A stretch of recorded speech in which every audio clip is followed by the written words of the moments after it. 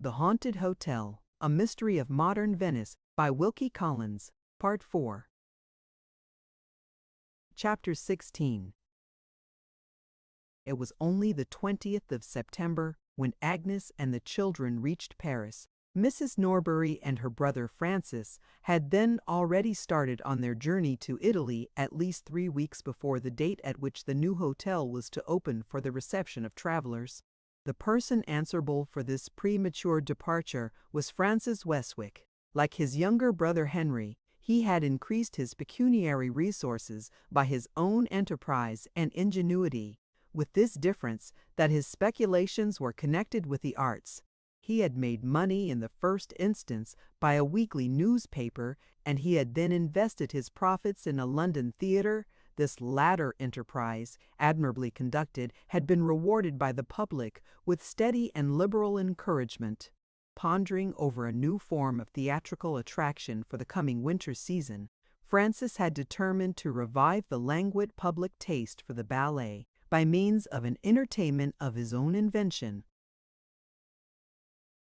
combining dramatic interest with dancing. He was now accordingly in search of the best dancer possessed of the indispensable personal attractions who was to be found in the theaters of the continent. Hearing from his foreign correspondents of 2 women who had made successful first appearances, one at Milan and one at Florence, he had arranged to visit those cities and to judge of the merits of the dancers for himself before he joined the bride and bridegroom. His widowed sister, having friends at Florence whom she was anxious to see, readily accompanied him. The Montbarrys remained at Paris until it was time to present themselves at the family meeting in Venice. Henry found them still in the French capital when he arrived from London on his way to the opening of the new hotel. Against Lady Montbarry's advice, he took the opportunity of renewing his addresses to Agnes. He could hardly have chosen a more unpropitious time for pleading his cause with her. The gaieties of Paris, quite incomprehensibly to herself as well as to everyone about her, had a depressing effect on her spirits. She had no illness to complain of. She shared willingly in the ever-varying succession of amusements offered to strangers by the ingenuity of the liveliest people in the world, but nothing roused her. She remained persistently dull and weary through it all. In this frame of mind and body, she was in no humor to receive Henry's ill-timed addresses with favor or even with patience. She plainly and positively refused to listen to him. "Why do you remind me of what I have suffered?" she asked petulantly.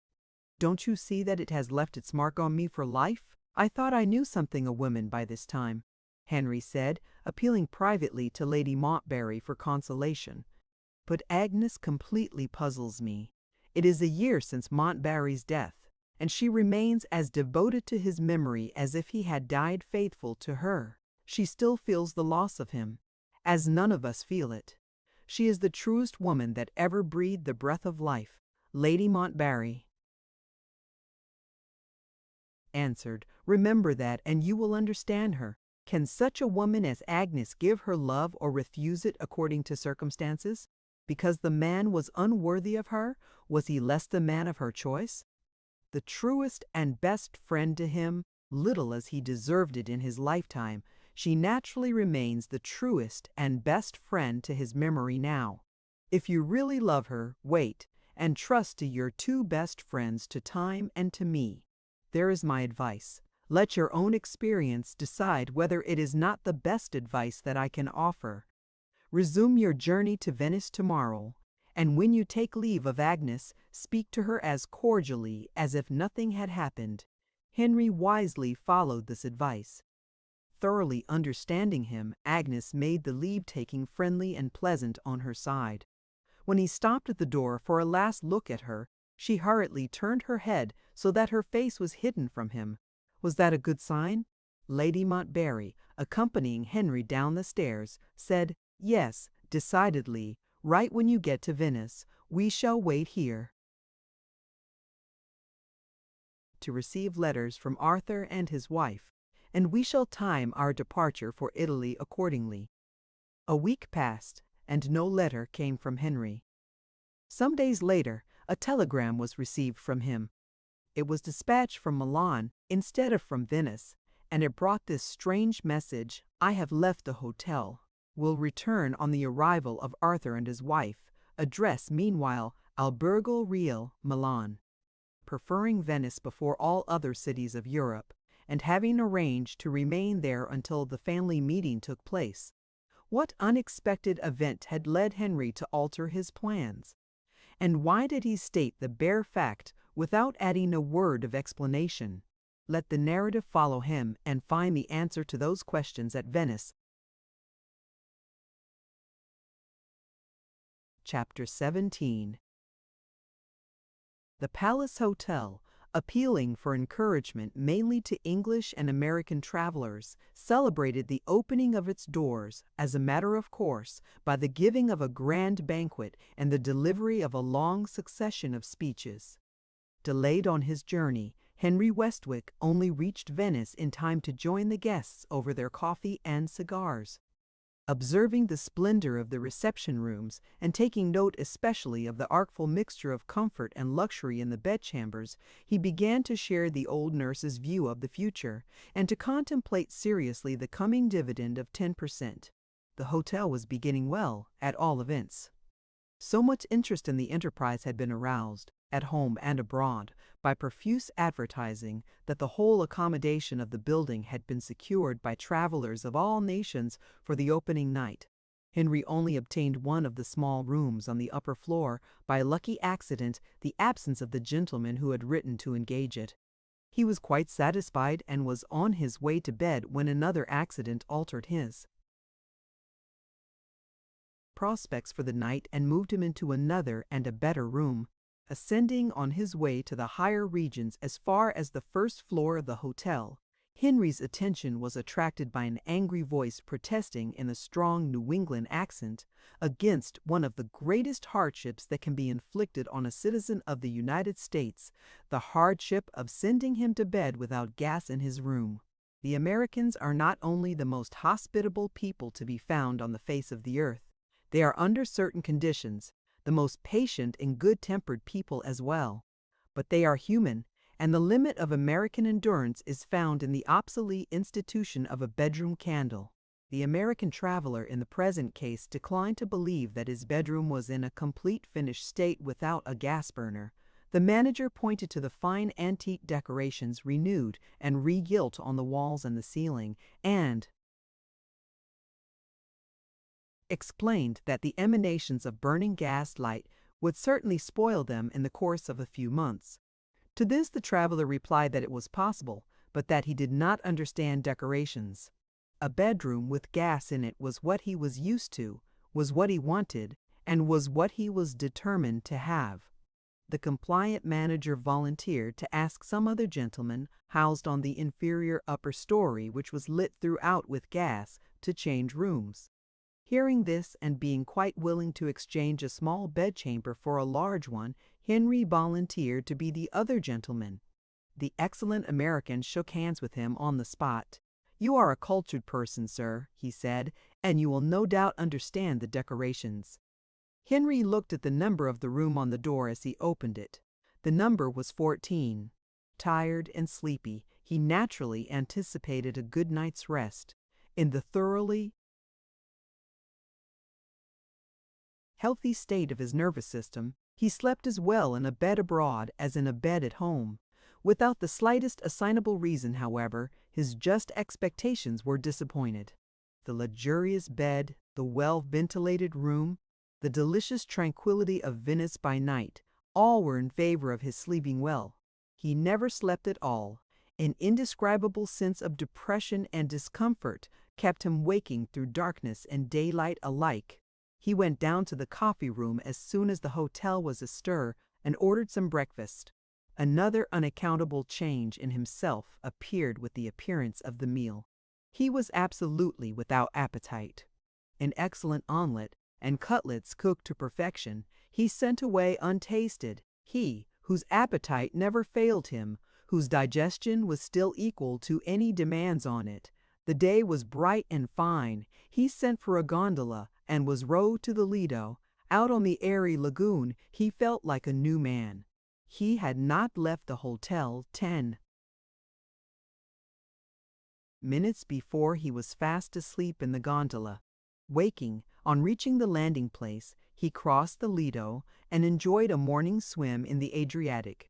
There was only a poor restaurant on the island in those days, but his appetite was now ready for anything. He ate whatever was offered to him, like a famished man. He could hardly believe when he reflected on it that he had sent away untasted his excellent breakfast at the hotel. Returning to Venice, he spent the rest of the day in the picture galleries and the churches.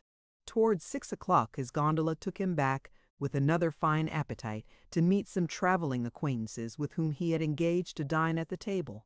The dinner was deservedly rewarded with the highest approval by every guest in the hotel but one. To Henry's astonishment, the appetite with which he had entered the house mysteriously and completely left him when he sat down to table. He could drink some wine, but he could literally eat nothing. "What in the world is the matter with you?" his traveling acquaintances asked. He could honestly answer, "I know no more than you do." When night came, he gave his comfortable and beautiful bedroom another trial. The result of the second experiment was a repetition of the result of the first. Again he felt the all-pervading sense of depression and discomfort. Again he passed a sleepless night. And once more, when he tried to eat his breakfast, his appetite completely failed him. This personal experience of the new hotel was too extraordinary to be passed over in silence.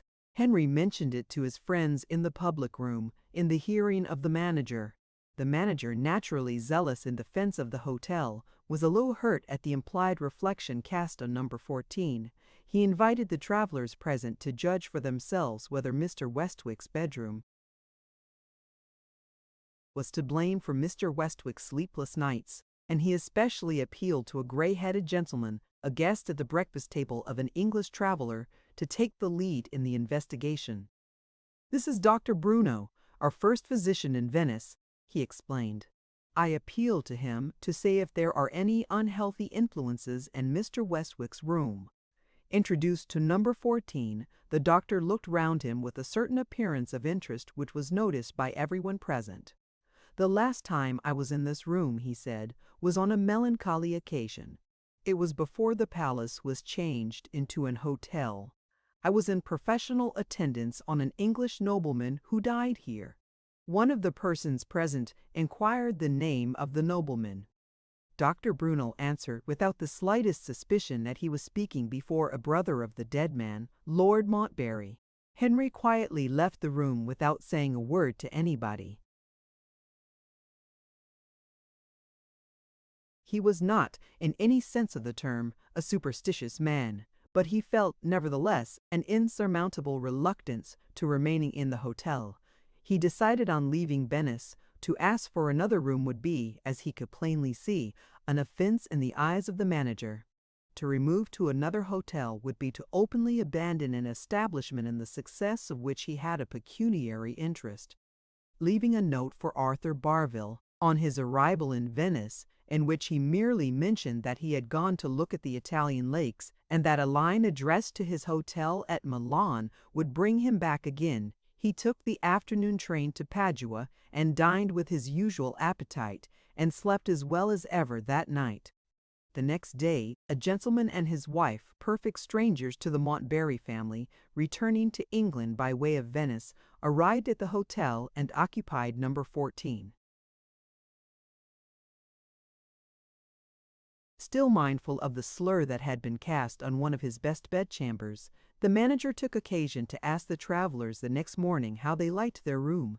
They left him to judge for himself how well they were satisfied, by remaining a day longer in Venice than they had originally planned to do, solely for the purpose of enjoying the excellent accommodation offered to them by the new hotel.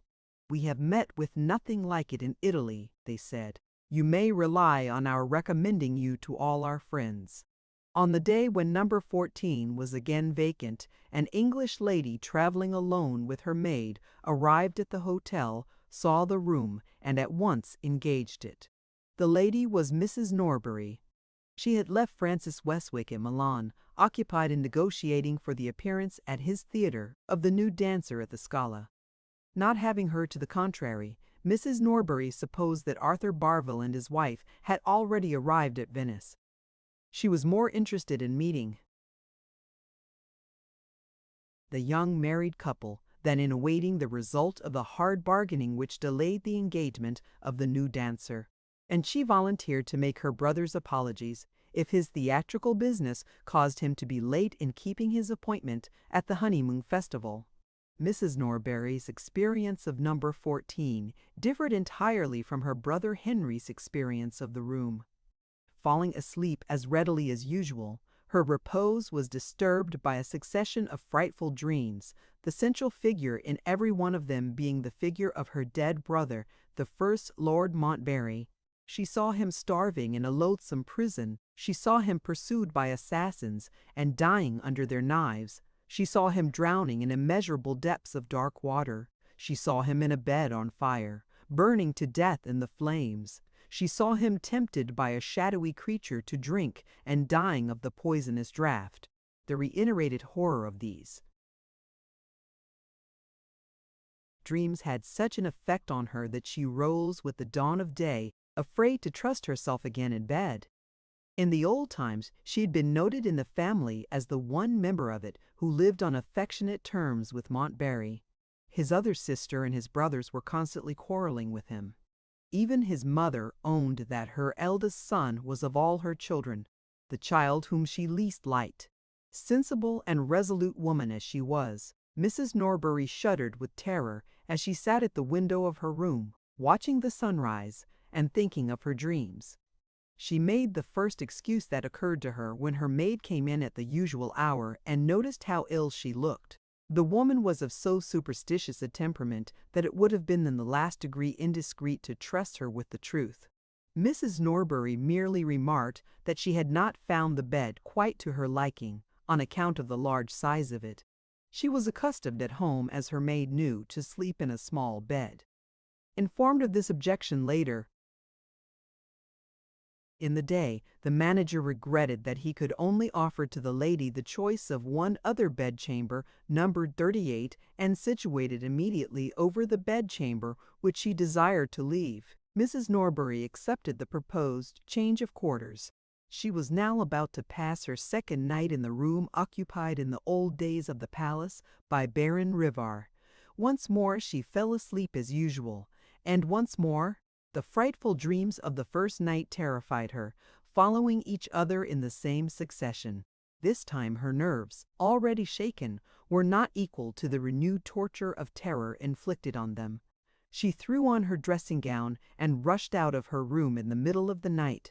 The porter, alarmed by the banging of the door, met her hurrying headlong down the stairs, in search of the first human being she could find to keep her company.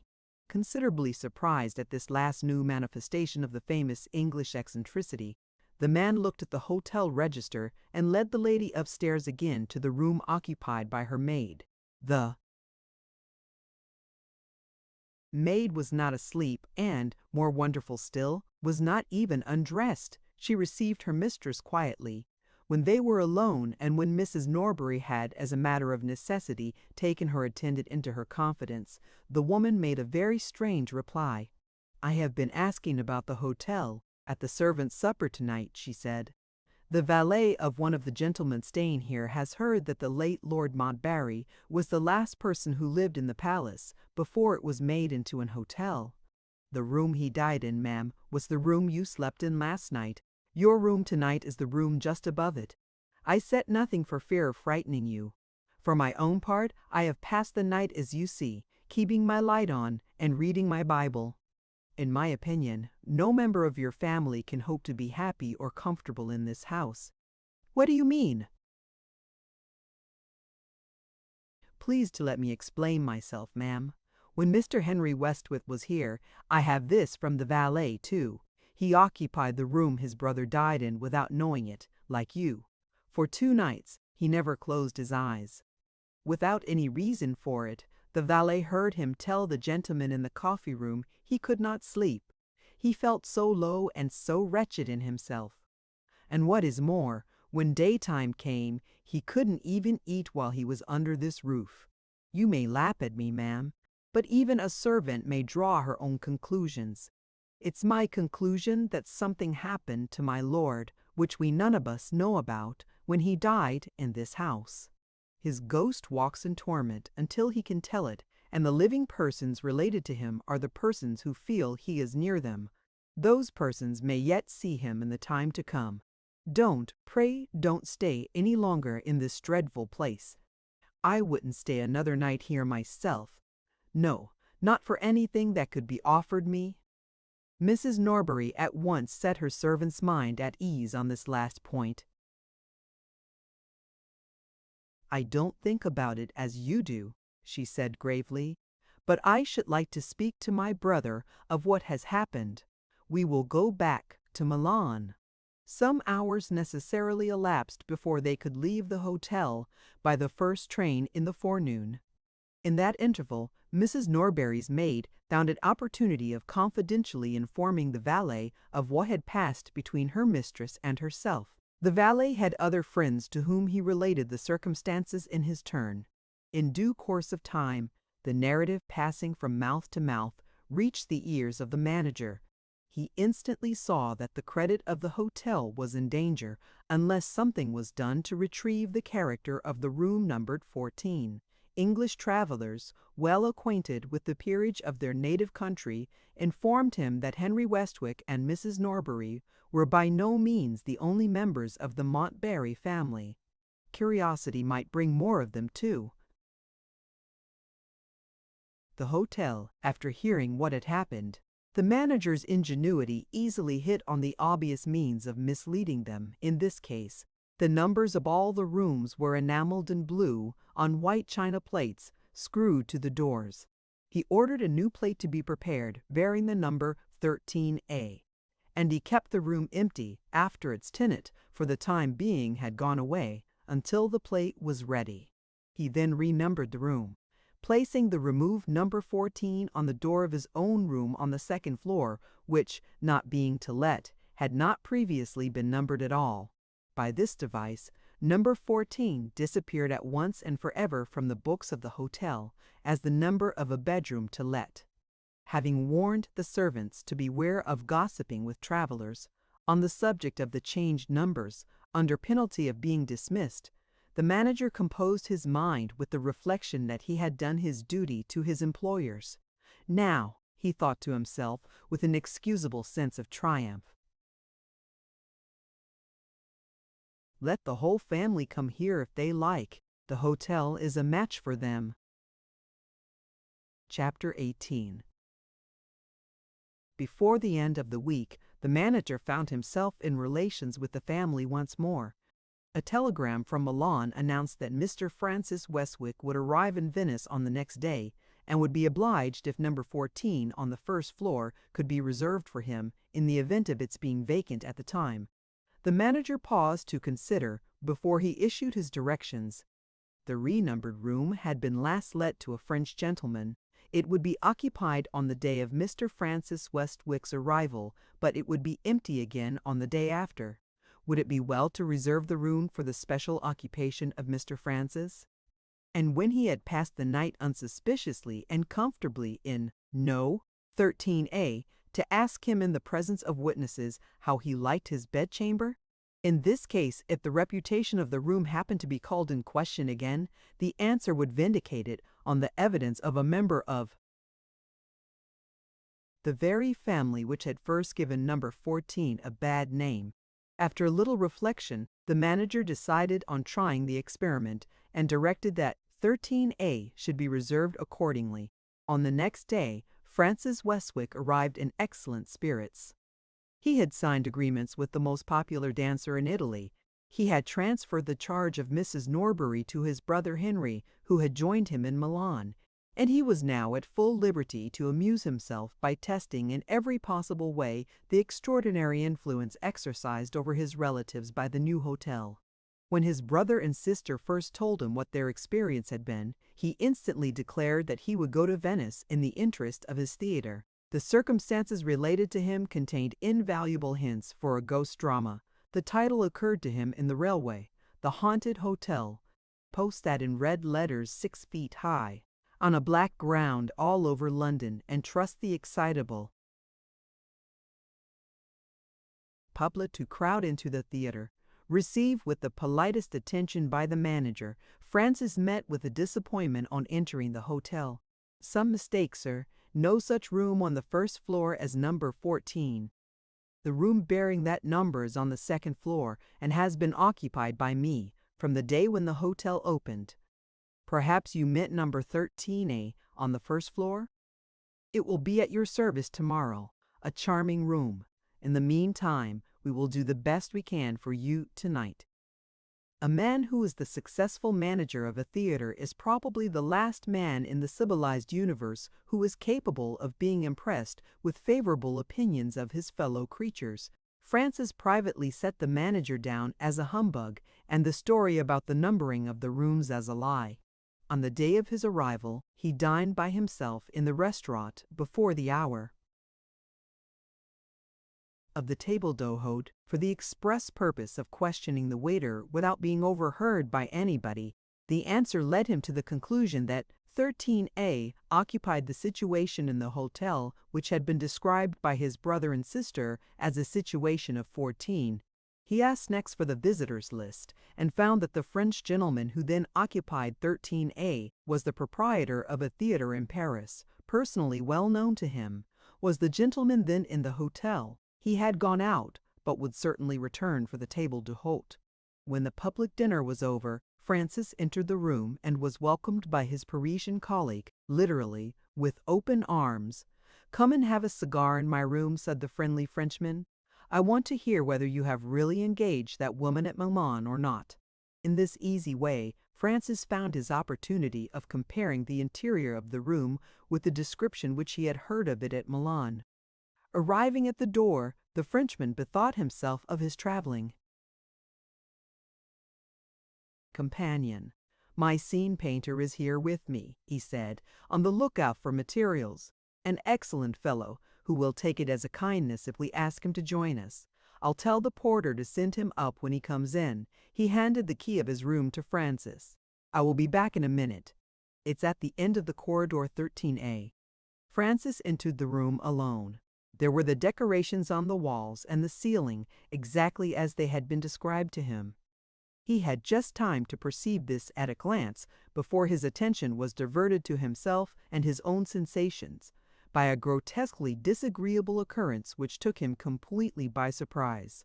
He became conscious of a mysteriously offensive odor in the room, entirely new in his experience of revolting smells. It was composed, if such a thing could be, of two mingling exhalations, which were separately discoverable exhalations nevertheless. This strange blending of odors consisted of something faintly and unpleasantly aromatic mixed with another underlying smell, so unutterably sickening that he threw open the window and put his head out into the fresh air, unable to endure the horribly infected atmosphere for a moment longer. The French proprietor joined his English friend, with his cigar already lit. He started back in dismay at a sight terrible to his countrymen in general, the sight of an open window. "You English people are perfectly mad on the subject of fresh air," he exclaimed. "We shall catch our deaths of cold." Francis turned and looked at him in astonishment. "Are you really not aware of the smell there is in the room?" he asked. "Smell!" repeated his brother manager. "I smell my own good cigar. Try one yourself, and for heaven's sake shut the window." Francis declined the cigar by a sign. "Forgive me," he said. "I will leave you too. Close the window. I feel faint and giddy. I had better go out." He put his handkerchief over his nose and mouth and crossed the room to the door. The Frenchman followed the movements of Francis in such a state of bewilderment that he actually forgot to seize the opportunity of shutting out the fresh air. "Is it so nasty as that?" he asked, with a broad stare of amazement. "Horrible," Francis muttered behind his handkerchief. "I never smelt anything like it in my life." There was a knock at the door. The scene painter appeared. His employer instantly asked him if he smelt anything. I smell your cigar. Delicious. Give me one directly. Wait a minute. Besides my cigar, do you smell anything else vile, abominable, overpowering, indescribable, never, never smelt before? The scene painter appeared to be puzzled by the vehement energy of the language addressed to him. The room is as fresh and sweet as a room can be, he answered. As he spoke, he looked back with astonishment at Francis Westwick standing outside in the corridor and eyeing the interior of the bedchamber with an expression of undisguised disgust. The Parisian director approached his English colleague and looked at him with grave and anxious scrutiny. You see, my friend, here are two of us, with as good noses as yours, who smell nothing. If you want evidence from more noses, look there. He pointed to two little English girls at play in the corridor. The door of my room is wide open, and you know how fast a smell can travel. Now listen, while I appeal to these innocent noses, in the language of their own dismal island. My little loves, do you sniff a nasty smell here, ha? The children burst out laughing and answered emphatically, no. My good Westwick, the Frenchman resumed in his own language, the conclusion is surely plain. There is something wrong, very wrong, with your own nose. I recommend you to see a medical man. Having given that advice, he returned to his room and shut out the horrid fresh air with a loud exclamation of relief. Francis left the hotel by the lanes that led to the square of St. Mark. The night breeze soon revived him. He was able to light a cigar and to think quietly over what had happened. Chapter 19. Avoiding the crowd under the colonnades, Francis walked slowly up and down the noble open space of the square, bathed in the light of the rising moon. Without being aware of it himself, he was a thorough materialist. The strange effect produced on him by the room following on the other strange effects produced on the other relatives of his dead brother exercised no perplexing influence over the mind of this sensible man. Perhaps, he reflected, my temperament is more imaginative than I supposed it to be, and this is a trick played on me by my own fancy? Or, perhaps, my friend is right. Something is physically amiss with me? I don't feel ill, certainly, but that is no safe criterion sometimes. I am not going to sleep in that abominable room tonight. I can well wait till tomorrow to decide whether I shall speak to a doctor or not. In the meantime, the hotel doesn't seem likely to supply me with the subject of a piece. A terrible smell from an invisible ghost is a perfectly new idea. But it has one drawback. If I realize it on the stage, I shall drive the audience out of the theater. As his strong common sense arrived at this facetious conclusion, he became aware of a lady, dressed entirely in black, who was observing him with marked attention. "Am I right in supposing you to be Mr. Francis Westwick?" the lady asked, at the moment when he looked at her. "That is my name, madam. May I inquire to whom I have the honor of speaking?" "We have only met once," she answered a little evasively. "When your late brother introduced me to the members of his family, I wonder if you have quite forgotten my big black eyes and my hideous complexion." She lifted her veil as she spoke and turned so that the moonlight rested on her face. Francis recognized at a glance the woman of all others whom he most cordially disliked, the widow of his dead brother, the first Lord Montbarry. He frowned as he looked at her. His experience on the stage, gathered at innumerable rehearsals, with actresses who had sorely tried his temper, had accustomed him to speak roughly to women who were distasteful to him. "I remember you," he said. "I thought you were in America."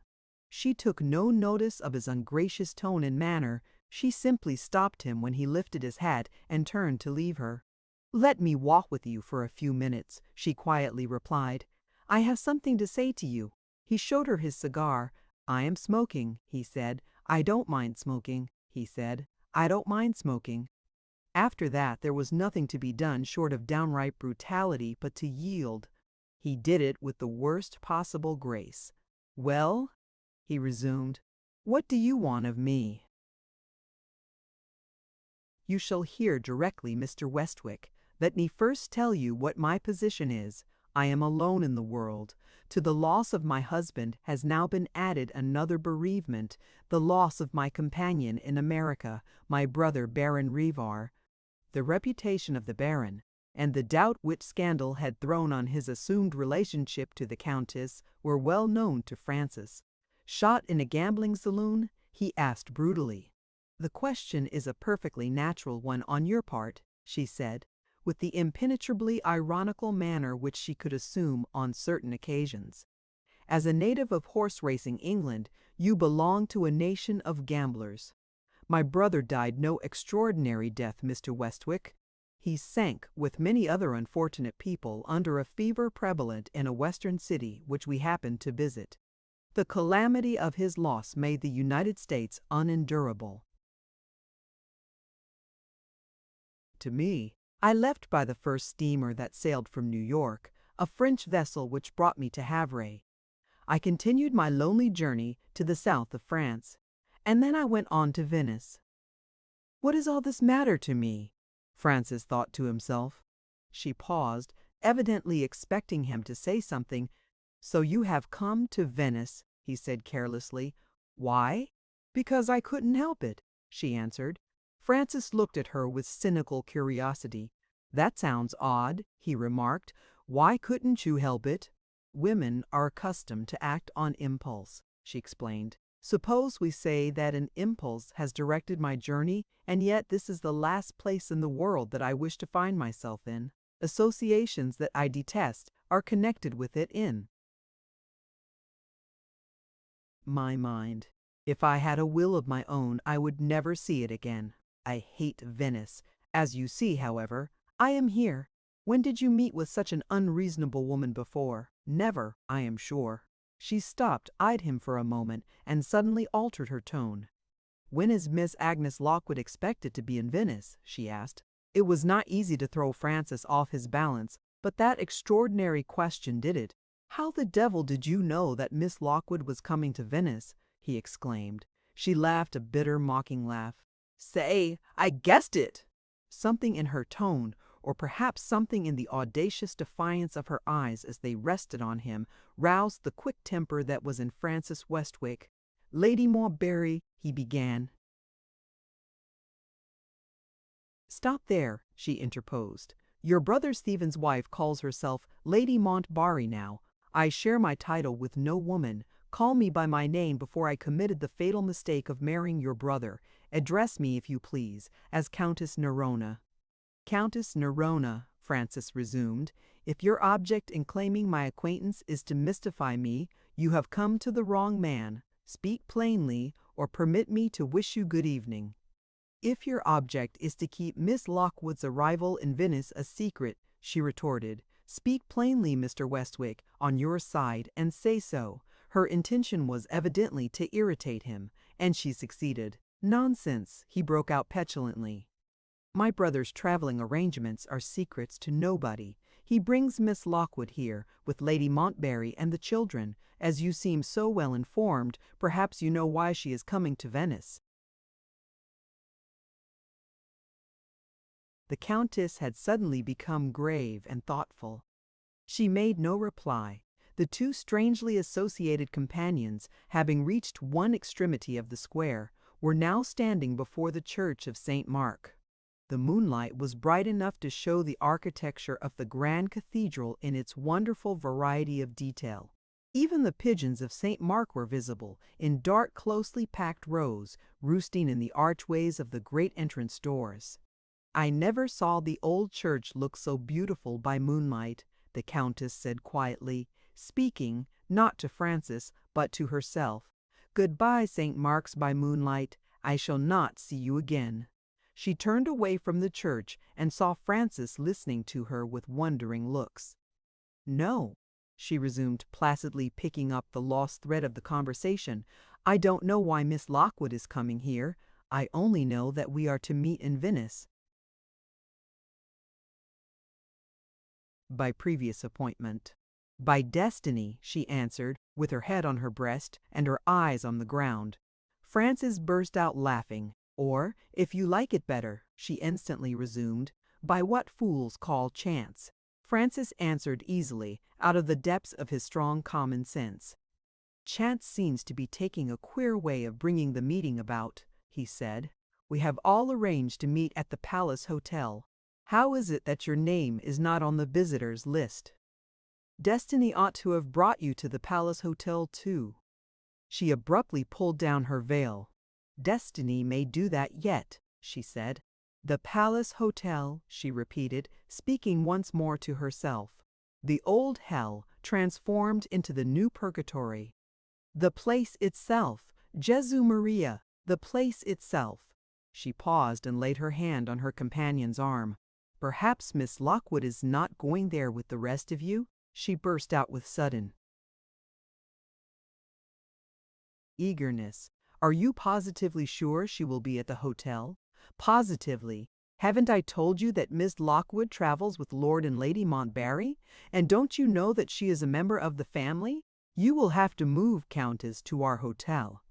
She was perfectly impenetrable to the bantering tone in which he spoke. Yes, she said faintly, I shall have to move to your hotel. Her hand was still on his arm. He could feel her shivering from head to foot while she spoke.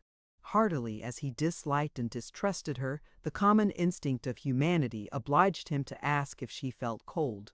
Yes, she said, cold and faint. Cold and faint, Countess, on such a night as this. The night has nothing to do with it, Mr. Westwick. How do you suppose the criminal feels on the scaffold while the hangman is putting the rope around his neck? Cold and faint, too, I should think. Excuse my grim fancy. You see, destiny has got the rope round my neck and I feel it. She looked about her. They were at that moment close to the famous cafe known as Florian's. Take me in there, she said. I must have something to revive me. You had better not hesitate. You are interested in reviving me. I have not said what I wanted to say to you yet. It's business, and it's connected with your theater. Wondering inwardly what she could possibly want with his theater, Frances reluctantly yielded to the necessities of the situation and took her into the café. He found a quiet corner in which they could take their places without attracting notice. What will you have? He inquired resignedly. She gave her own orders to the waiter, without troubling him to speak for her. Maraschino, and a pot of tea. The waiter stared. Frances stared. The tea was a novelty in connection with maraschino to both of them. Careless whether she surprised them or not, she instructed the waiter, when her directions had been complied with, to pour a large wine glass full of the liqueur into a tumbler and to fill it up from the teapot. I can't do it for myself, she remarked. My hand trembles so. She drank the strange mixture eagerly, hot as it was. Maraschino punch, will you taste some of it? She said. I inherit the discovery of this drink. When your English Queen Caroline was on the continent, my mother was attached to her court. That much injured royal person invented, in her happier hours, maraschino punch. Fondly attached to her gracious mistress, my mother shared her tastes, and I, in my turn, learnt from my mother. Now, Mr. Westwick, suppose I tell you what my business is. You are manager of a theater. Do you want a new play?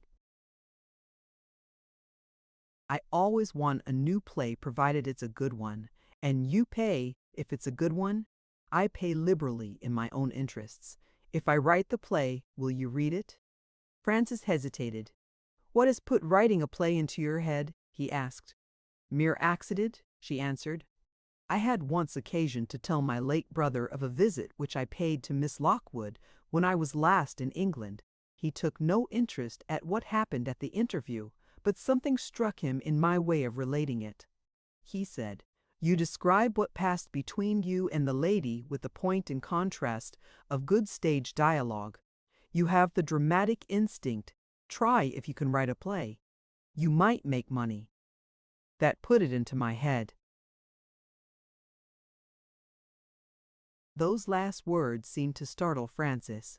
Surely you don't want money, he exclaimed. I always want money. My tastes are expensive. I have nothing but my poor little 400 a year, and the wreck that is left of the other money, about 200 pounds in circular notes, no more." Francis knew that she was referring to the 10,000 pounds paid by the insurance offices. "All those thousands gone already," he exclaimed. She blew a little puff of air over her fingers. "Gone like that," she answered coolly. "Baron Rivar?" She looked at him with a flash of anger in her hard black eyes.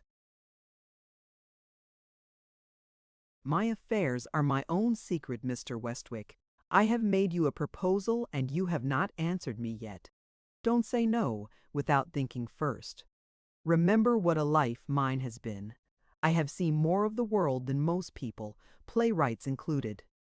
I have had strange adventures, I have heard remarkable stories, I have observed, I have remembered. Are there no materials here in my head for writing a play if the opportunity is granted to me?" She waited a moment, and suddenly repeated her strange question about Agnes. "When is Miss Lockwood expected to be in Venice? What has that to do with your new play, Countess?" The Countess appeared to feel some difficulty in giving that question its fit reply. She mixed another tumbler full of maraschino punch, and drank one good half of it before she spoke again.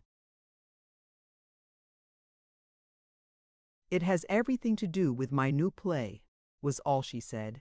"Answer me." Francis answered her. "Miss Lockwood may be here in a week, or, for all I know to the contrary, sooner than that. Very well. If I am a living woman and a free woman in a week's time, or if I am in possession of my senses in a week's time. Don't interrupt me. I know what I am talking about. I shall have a sketch or outline of my play ready as a specimen of what I can do. Once again, will you read it?" "I will certainly read it." "But, Countess, I don't understand." She held up her hand for silence and finished the second tumbler of maraschino punch. "I am a living enigma, and you want to know the right reading of me," she said. "Here is the reading, as your English phrase goes, in a nutshell. There is a foolish idea in the minds of many persons that the natives of the warm climates are imaginative people. There never was a greater mistake. You will find no such unimaginative people anywhere as you find in Italy, Spain, Greece, and the other southern countries. To anything fanciful, to anything spiritual, their minds are deaf and blind by nature. Now and then, in the course of centuries, a great genius springs up among them, and he is the exception which proves the rule. Now see, though I am no genius, I am, in my little way, as I suppose, an exception too. To my sorrow, I have some of that imagination which is so common among the English and the Germans, so rare among the Italians, the Spaniards, and the rest of them, and what is the result? I think it has become a disease in me. I am filled with presentiments which make this wicked life of mine one long terror to me. It doesn't matter just now what they are. Enough that they absolutely govern me. They drive me over land and sea at their own horrible will. They are in me and torturing me at this moment. Why don't I resist them? Ha! But I do resist them. I am trying with the help of the good punch to resist them now. At intervals I cultivate the difficult virtue of common sense. Sometimes sound sense makes a hopeful woman of me. At one time I had the hope that what seemed reality to me was only mad delusion. After all, I even asked the question of an English doctor.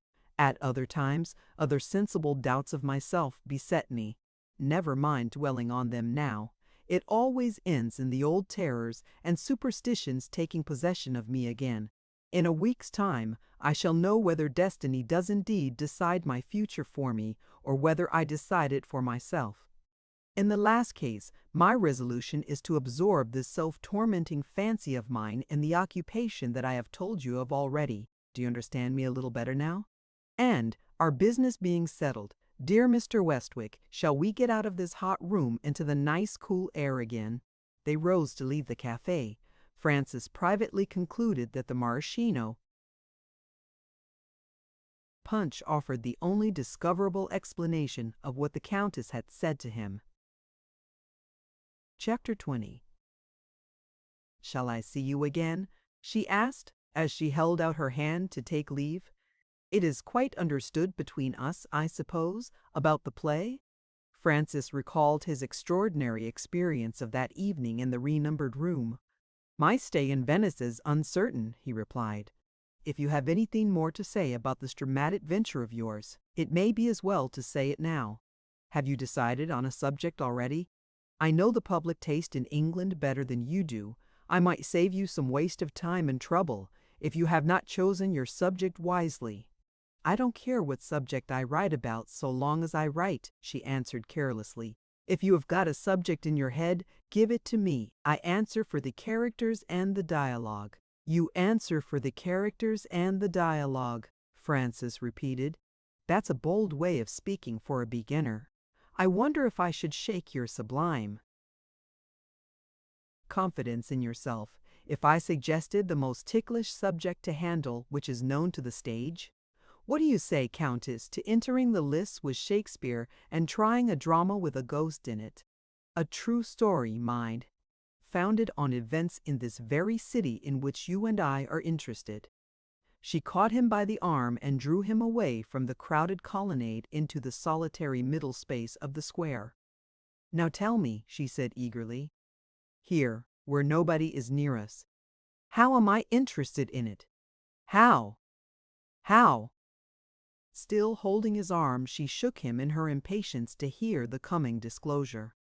For a moment he hesitated, thus far amused by her ignorant belief in herself. He had merely spoken in jest. Now, for the first time, impressed by her irresistible earnestness, he began to consider what he was about from a more serious point of view. With her knowledge of all that had passed in the old palace before its transformation into an hotel, it was surely possible that she might suggest some explanation of what had happened to his brother and sister and himself.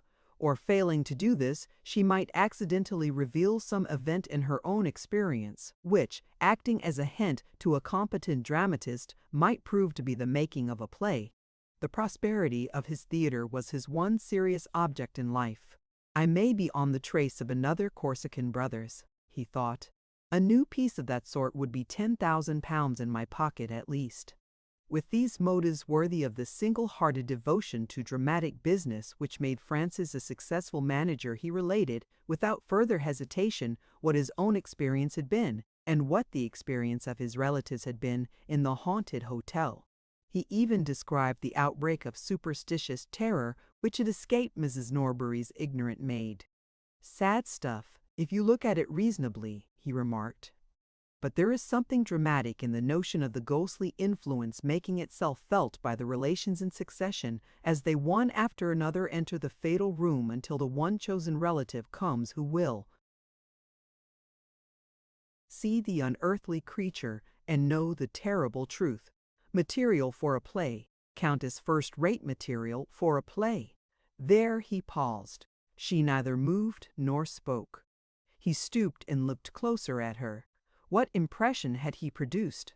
It was an impression which his utmost ingenuity had failed to anticipate. She stood by his side, just as she had stood before Agnes when her question about Ferrari was plainly answered at last like a woman turned to stone. Her eyes were vacant and rigid. All the life in her face had faded out of it. Francis took her by the hand. Her hand was as cold as the pavement that they were standing on. He asked her if she was ill. Not a muscle in her moved. He might as well have spoken to the dead. "Surely," he said, "you are not foolish enough to take what I have been telling you seriously?" Her lips moved slowly. As it seemed, she was making an effort to speak to him. "Louder," he said. "I can't hear you." She struggled to recover possession of herself. A faint light began to soften the dull, cold stare of her eyes. In a moment more she spoke so that he could hear her.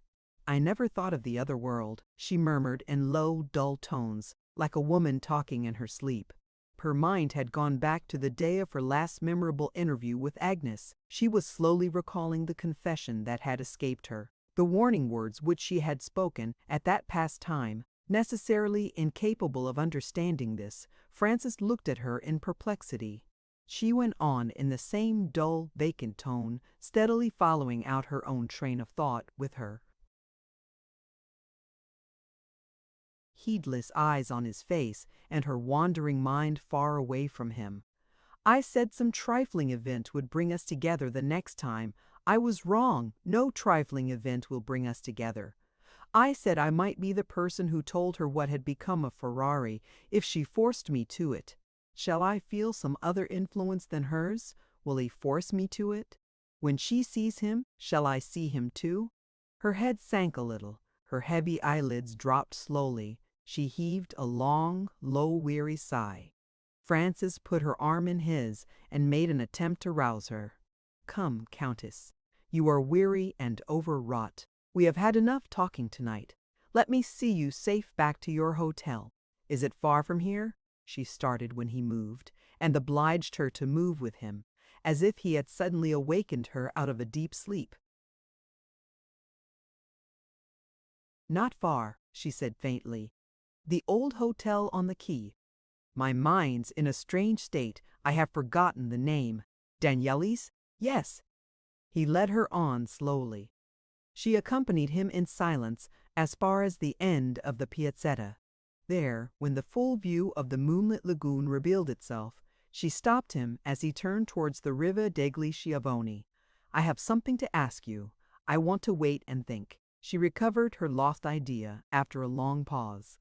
"Are you going to sleep in the room tonight?" she asked. He told her that another traveler was in possession of the room that night, but "The manager has reserved it for me tomorrow," he added, "if I wish to have it." "No," she said, "you must give it up." "To whom?" "To me," he started.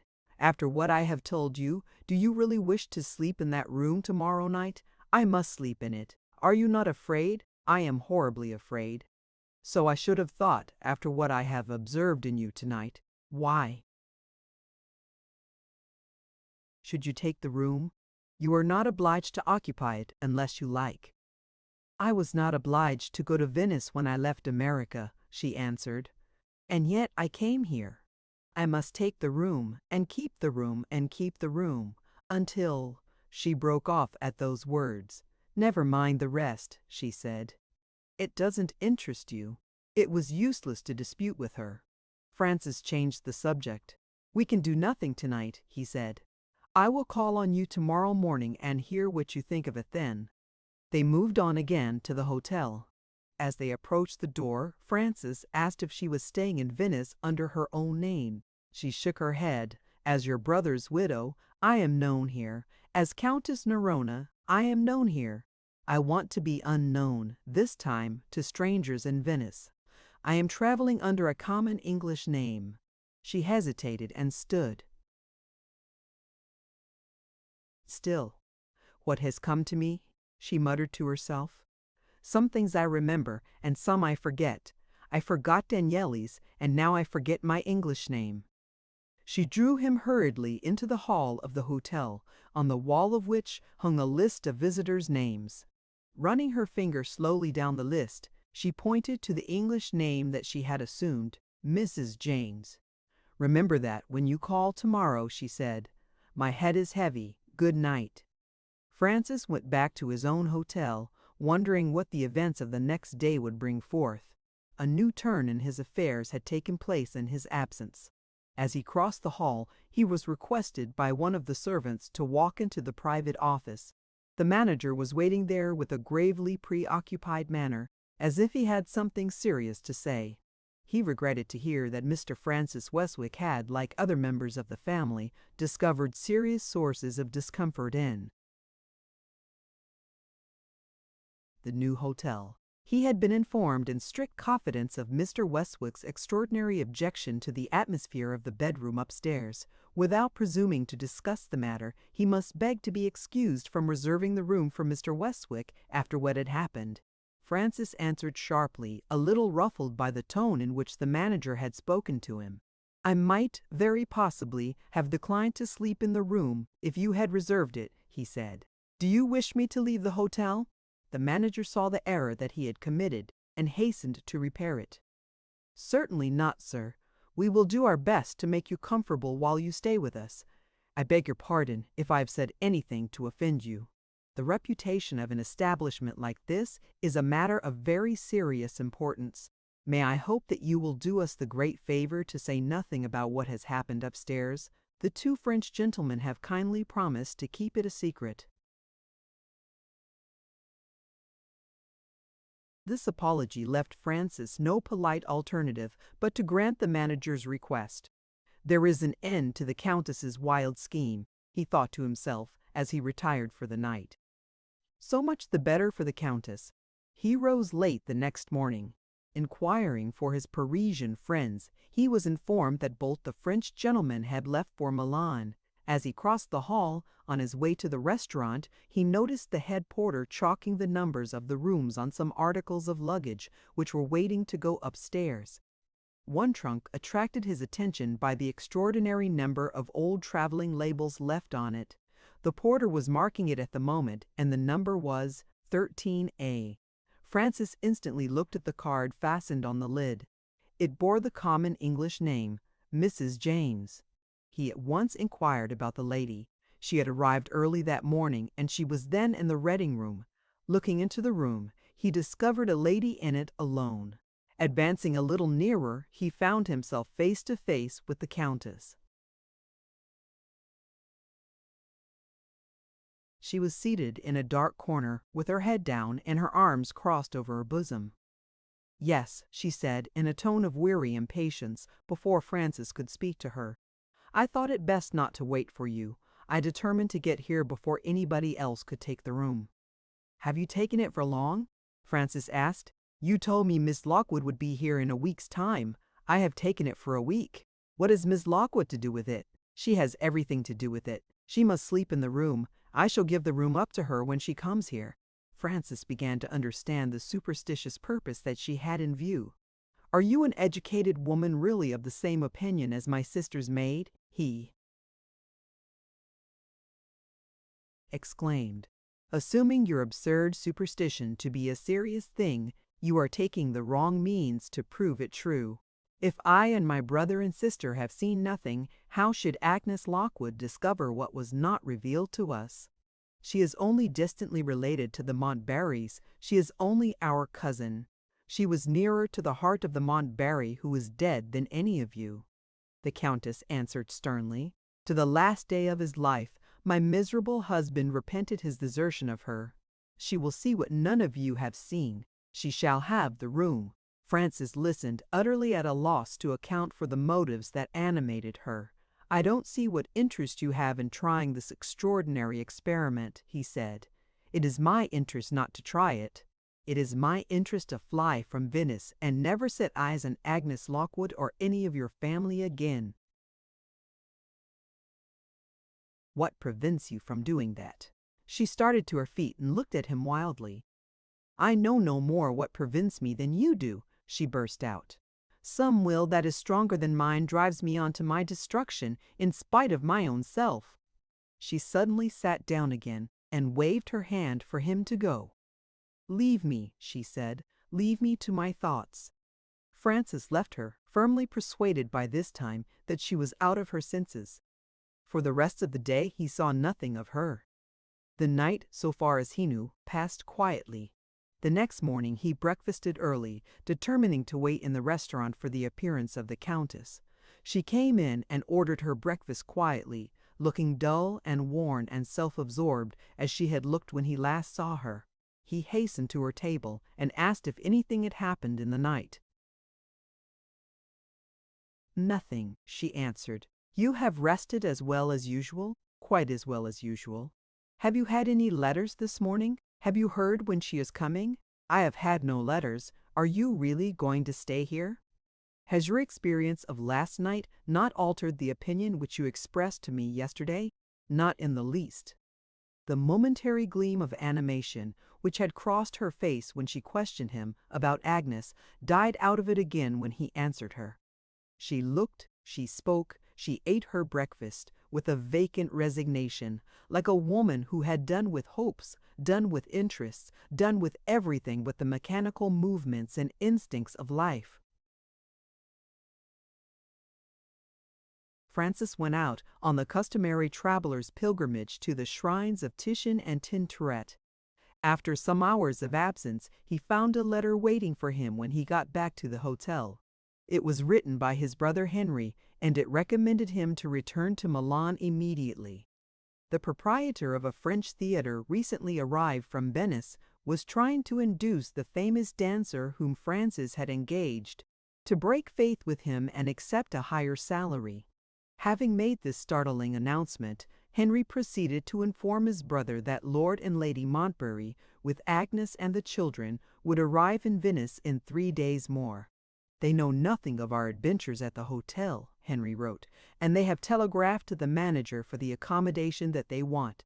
There would be something absurdly superstitious in our giving them a warning which would frighten the ladies and children out of the best hotel in Venice. We shall be a strong party this time, too strong a party for ghosts. I shall meet the travelers on their arrival, of course, and try my luck again at what you call the haunted hotel. Arthur Barville and his wife have already got as far on their way as Trent, and 2 of the ladies' relations have arranged to accompany them on the journey to Venice." Naturally indignant at the conduct of his Parisian colleague, Francis made his preparations for returning to Milan by the train of that day. On his way out, he asked the manager if his brother's telegram had been received. The telegram had arrived, and, to the surprise of Francis, the rooms were already reserved. "I thought you would refuse to let any more of the family into the house," he said satirically. The manager answered with the due dash of respect in the same tone. "Number 13, A is safe, sir, in the occupation of a stranger. I am the servant of the company, and I dare not turn money out of the hotel." Hearing this, Francis said goodbye and said nothing more. He was ashamed to acknowledge it to himself, but he felt an irresistible curiosity to know what would happen when Agnes arrived at the hotel. Besides, Mrs. James had reposed a confidence in him. He got into his gondola, respecting the confidence of Mrs. James. Towards evening on the 3rd day, Lord Montbarry and his traveling companions arrived, punctual to their appointment. Mrs. James, sitting at the window of her room watching for them, saw the new lord land from the gondola first. He handed his wife to the steps. The 3 children were next committed to his care. Last of all, Agnes appeared in the little black doorway of the gondola cabin, and, taking Lord Montbarry's hand, passed in her turn to the steps. She wore no veil. As she ascended to the door of the hotel, the Countess, eyeing her through an opera glass, noticed that she paused to look at the outside of the building, and that her face was very pale. Chapter 21.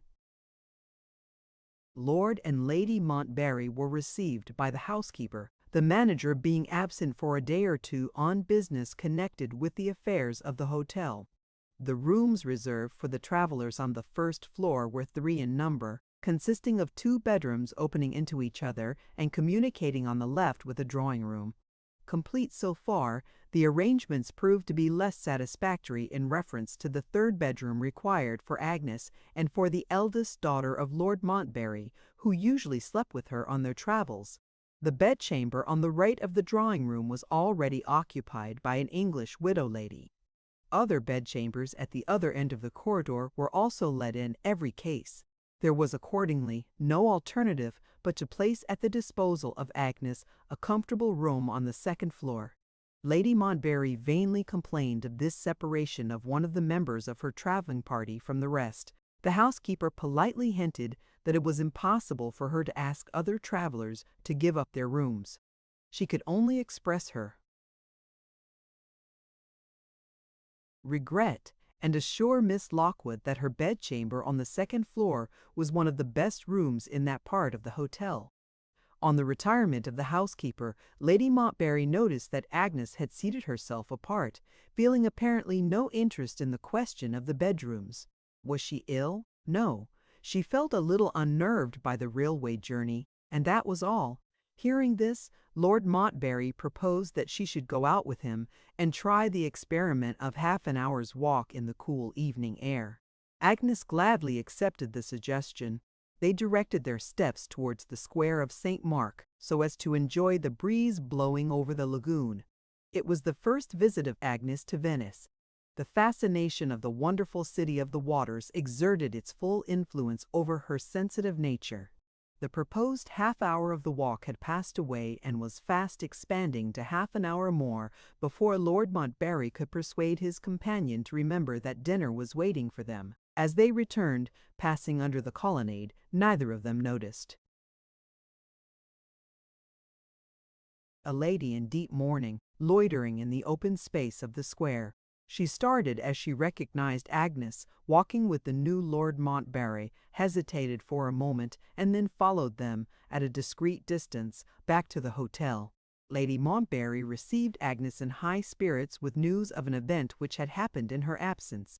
She had not left the hotel more than 10 minutes before a little note in pencil was brought to Lady Montbarry by the housekeeper.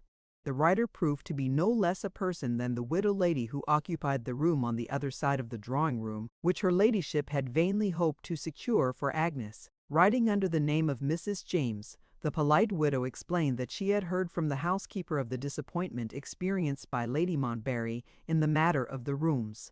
Mrs. James was quite alone, and as long as her bedchamber was airy and comfortable, it mattered nothing to her whether she slept on the first or the second floor of the house. She had accordingly much pleasure in proposing to change rooms with Miss Lockwood. Her luggage had already been removed, and Miss Lockwood had only to take possession of the room number 13A, which was now entirely at her disposal. I immediately proposed to see Mrs. James, Lady Montbarry continued, and to thank her personally for her extreme kindness, but I was informed that she had gone out without leaving word at what hour she might be expected to return. I have written a little note of thanks saying that we hope to have the pleasure of personally expressing our sense of Mrs. James's courtesy tomorrow. In the meantime, Agnes, I have ordered your boxes to be removed downstairs. Go, and judge for yourself, my dear, if that good lady has not given up to you the prettiest room in the house." With those words, Lady Montbarry left Miss Lockwood to make a hasty toilet. For dinner, the new room at once produced a favorable impression on Agnes.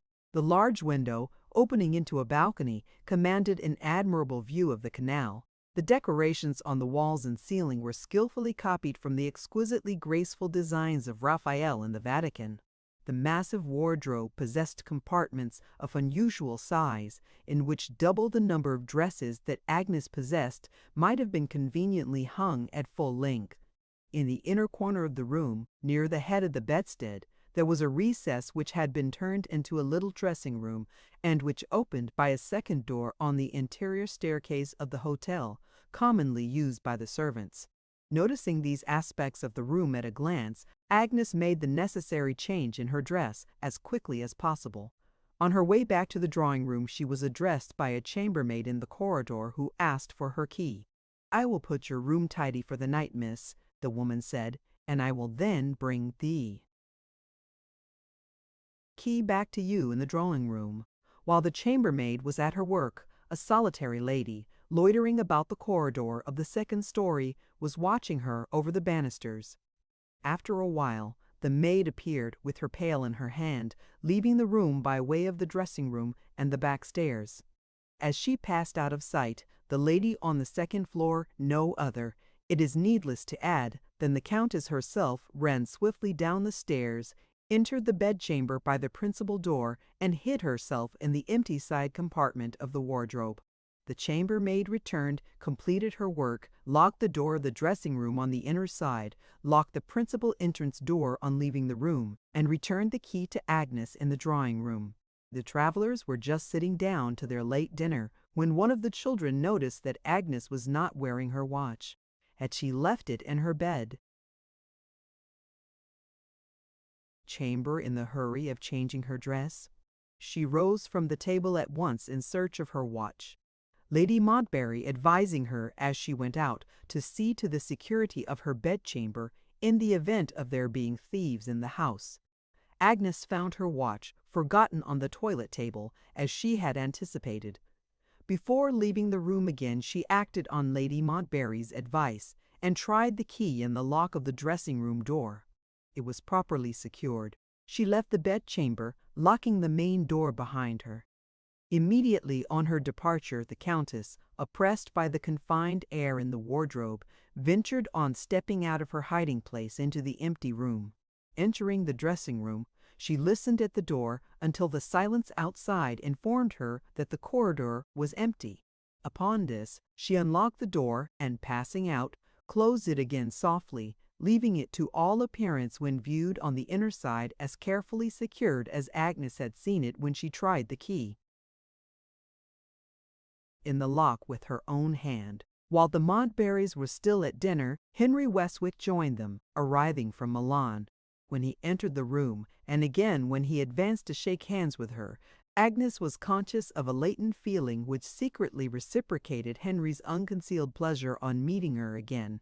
For a moment only, she returned his look, and in that moment her own observation told her that she had silently encouraged him to hope. She saw it in the sudden glow of happiness which overspread his face, and she confusedly took refuge in the usual conventional inquiries relating to the relatives whom he had left at Milan. Taking his place at the table, Henry gave a most amusing account of the position of his brother Francis between the mercenary opera dancer on one side and the unscrupulous manager of the French theatre on the other. Matters had proceeded to such extremities that the law had been called on to interfere and had decided the dispute in favor of Francis. On winning the victory, the English manager had at once left Milan, recalled to London by the affairs of his theatre. He was accompanied on the journey back, as he had been accompanied on the journey out, by his sister. Resolved, after passing 2 nights of terror in the Venetian hotel, never to enter it again, Mrs. Norbury asked to be excused from appearing at the family festival on the ground of ill health. At her age, traveling fatigued her, and she was glad to take advantage of her brother's escort to return to England. While the talk at the dinner table flowed easily onward, the evening time advanced to night, and it became necessary to think of sending the children to bed. As Agnes rose to leave the room, accompanied by the eldest girl, she observed, with surprise, that Henry's manner suddenly changed. He looked serious and preoccupied, and when his niece wished him good night, he abruptly said to her, "Marian, I want to know what part of the hotel you sleep in." Marian, puzzled by the question, answered that she was going to sleep, as usual, with Aunt Agnes. Not satisfied with that reply, Henry next inquired whether the bedroom was near the rooms occupied by the other members of the traveling party.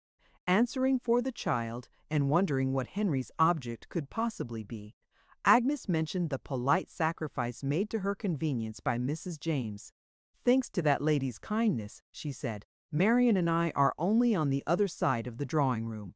Henry made no remark. He looked incomprehensibly discontented as he opened the door for Agnes and her companion to pass out. After wishing them good night, he waited in the corridor until he saw them enter the fatal corner room, and then he called abruptly to his brother, "Come out, Stephen, and let us smoke."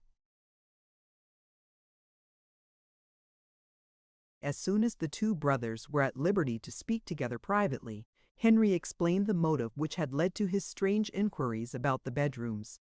Francis had informed him of the meeting with the Countess at Venice, and of all that had followed it, and Henry now carefully repeated the narrative to his brother in all its details. "I am not satisfied," he added, "about that woman's purpose in giving up her room. Without alarming the ladies by telling them what I have just told you, can you not warn Agnes to be careful in securing her door?" Lord Montbarry replied that the warning had been already given by his wife, and that Agnes might be trusted to take good care of herself and her little bedfellow. For the rest, he looked upon the story of the Countess and her superstitions as a piece of theatrical exaggeration, amusing enough in itself, but unworthy of a moment's serious attention. While the gentlemen were absent from the hotel, the room which had been already associated with so many startling circumstances became the scene of another strange event in which Lady Montbarry's eldest child was concerned. Little Marian had been got ready for bed as usual, and had so far taken hardly any notice of the new room. As she knelt down to say her prayers, she happened to look up at that part of the ceiling above her which was just over the head of the bed. The next instant she alarmed Agnes by starting to her feet with a cry of terror and pointing to a small brown spot on one of the white paneled spaces of the carved ceiling. "It's a spot of blood," the child exclaimed. "Take me away! I won't sleep here." Seeing plainly that it would be useless to reason with her while she was in the room, Agnes hurriedly wrapped Marian in a dressing gown and carried her back to her mother in the drawing room. Here the ladies did their best to soothe and reassure the trembling girl. The effort proved to be useless. The impression that had been produced on the young and sensitive mind was not to be removed by persuasion. Marian could give no explanation of the panic of terror that had seized her. She was quite unable to say why the spot on the ceiling looked like the color of a spot of blood. She only knew that she should die of terror if she saw it again. Under these circumstances, but one alternative was left. It was arranged that the child should pass the night in the room occupied by her two younger sisters and the nurse. In half an hour more, Marian was peacefully asleep with her arm around her sister's neck. Lady Montbarry went back with Agnes to her room to see the spot on the ceiling which had so strangely frightened the child. It was so small as to be only just perceptible, and it had in all probability been caused by the carelessness of a workman or by a dripping from water accidentally spilled on the floor of the room above. "I really cannot understand why Marian should place such a shocking interpretation on such a trifling thing," Lady Montbarry remarked. "I suspect the nurse is in some way answerable for what has happened," Agnes suggested. "She may quite possibly have been telling Marian some tragic nursery story which has left its mischievous impression behind it. Persons in her position are sadly ignorant of the danger of exciting a child's imagination. You had better caution the nurse tomorrow." Lady Montbarry looked round the room with admiration. "Is it not prettily decorated?" she said. "I suppose, Agnes, you don't mind sleeping here by yourself?" Agnes laughed. "I feel so tired," she replied, "that I was thinking of bidding you good night instead of going back to the drawing room." Lady Montbarry turned towards the door. "I see your jewel case on the table," she resumed. "Don't forget to lock the other door there, in the dressing room." "I have already seen to it and tried the key myself," said Agnes. "Can I be of any use to you before I go to bed?" "No, my dear, thank you. I feel sleepy enough to follow your example. Good night, Agnes, and pleasant dreams on your first night in Venice." Chapter 22. Having closed and secured the door on Lady Montbarry's departure, Agnes put on her dressing gown and, turning to her open boxes, began the business of unpacking. In the hurry of making her toilet for dinner, she had taken the first dress that lay uppermost in the trunk, and had thrown her traveling costume on the bed. She now opened the doors of the wardrobe for the first time and began to hang her dresses on the hooks in the large compartment on one side. After a few minutes only of this occupation, she grew weary of it, and decided on leaving the trunks as they were until the next morning. The oppressive south wind, which had blown throughout the day, still prevailed at night. The atmosphere of the room felt close. Agnes threw a shawl over her head and shoulders, and, opening the window, stepped into the balcony to look at the view. The night was heavy and overcast. Nothing could be distinctly seen. The canal beneath the window looked like a black gulf. The opposite houses were barely visible as a row of shadows, dimly relieved against the starless and moonless sky. At long intervals, the warning cry of a belated gondolier was just audible, as he turned the corner of a distant canal, and called to invisible boats which might be approaching him in the darkness. Now and then, the nearer dip of an oar in the water told of the viewless passage of other gondolas bringing guests back to the hotel. Excepting these rare sounds, the mysterious night silence of Venice was literally the silence of the grave. Leaning on the parapet of the balcony, Agnes looked vacantly into the black void beneath. Her thoughts reverted to the miserable man who had broken his pledged faith to her, and who had died in that house.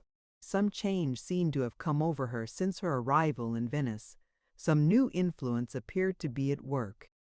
For the first time in her experience of herself, compassion and regret were not the only emotions aroused in her by the remembrance of the dead. Montbarry, a keen sense of the wrong that she had suffered, never yet felt by that gentle and forgiving nature, was felt by it now. She found herself thinking of the bygone days of her humiliation almost as harshly as Henry Westwick had thought of them, she who had rebuked him the last time he had spoken slightingly of his brother in her presence. A sudden fear and doubt of herself startled her physically as well as morally. She turned from the shadowy abyss of the dark water as if the mystery and the gloom of it had been answerable for the emotions which had taken her by surprise. Abruptly closing the window, she threw aside her shawl and lit the candles on the mantelpiece, impelled by a sudden craving for light in the solitude of her room. The cheering brightness round her, contrasting with the black gloom outside, restored her spirits. She felt herself enjoying the light like a child. Would it be well, she asked herself, to get ready for bed? No. The sense of drowsy fatigue that she had felt half an hour since was gone. She returned to the dull employment of unpacking her boxes. After a few minutes only, the occupation became irksome to her once more. She sat down by the table and took up a guidebook. Suppose I inform myself, she thought, on the subject of Venice. Her attention wandered from the book before she had turned the first page of it. The image of Henry Westwick was the presiding image in her memory now. Recalling the minutest incidents and details of the evening, she could think of nothing which presented him under other than a favorable and interesting aspect.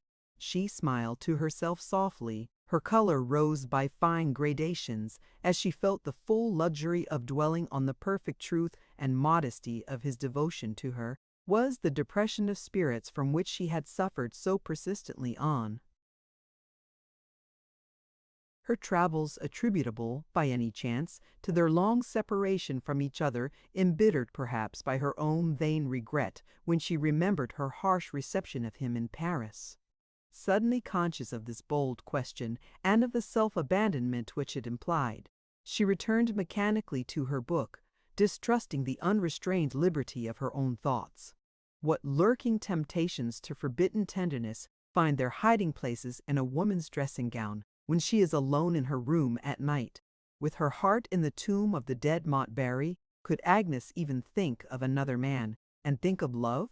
How shameful, how unworthy of her! For the second time she tried to interest herself in the guidebook, and once more she tried in vain. Throwing the book aside, she turned desperately to the one resource that was left, to her luggage, resolved to fatigue herself without mercy until she was weary enough and sleepy enough to find a safe refuge in bed. For some little time she persisted in the monotonous occupation of transferring her clothes from her trunk to the wardrobe. The large clock in the hall, striking midnight, reminded her that it was getting late. She sat down for a moment in an armchair by the bedside to rest. The silence in the house now caught her attention and held it disagreeably. Was everybody in bed and asleep but herself? Surely it was time for her to follow the general example. With a certain irritable, nervous haste, she rose again and undressed herself. I have lost 2 hours of rest, she thought, frowning at the reflection of herself in the glass as she arranged her hair for the night. I shall be good for nothing tomorrow. She lit the nightlight and extinguished the candles with one exception, which she removed to a little table placed on the side of the bed opposite to the side occupied by the armchair. Having put her traveling box of matches in the guidebook near the candle, in case she might be sleepless and might want to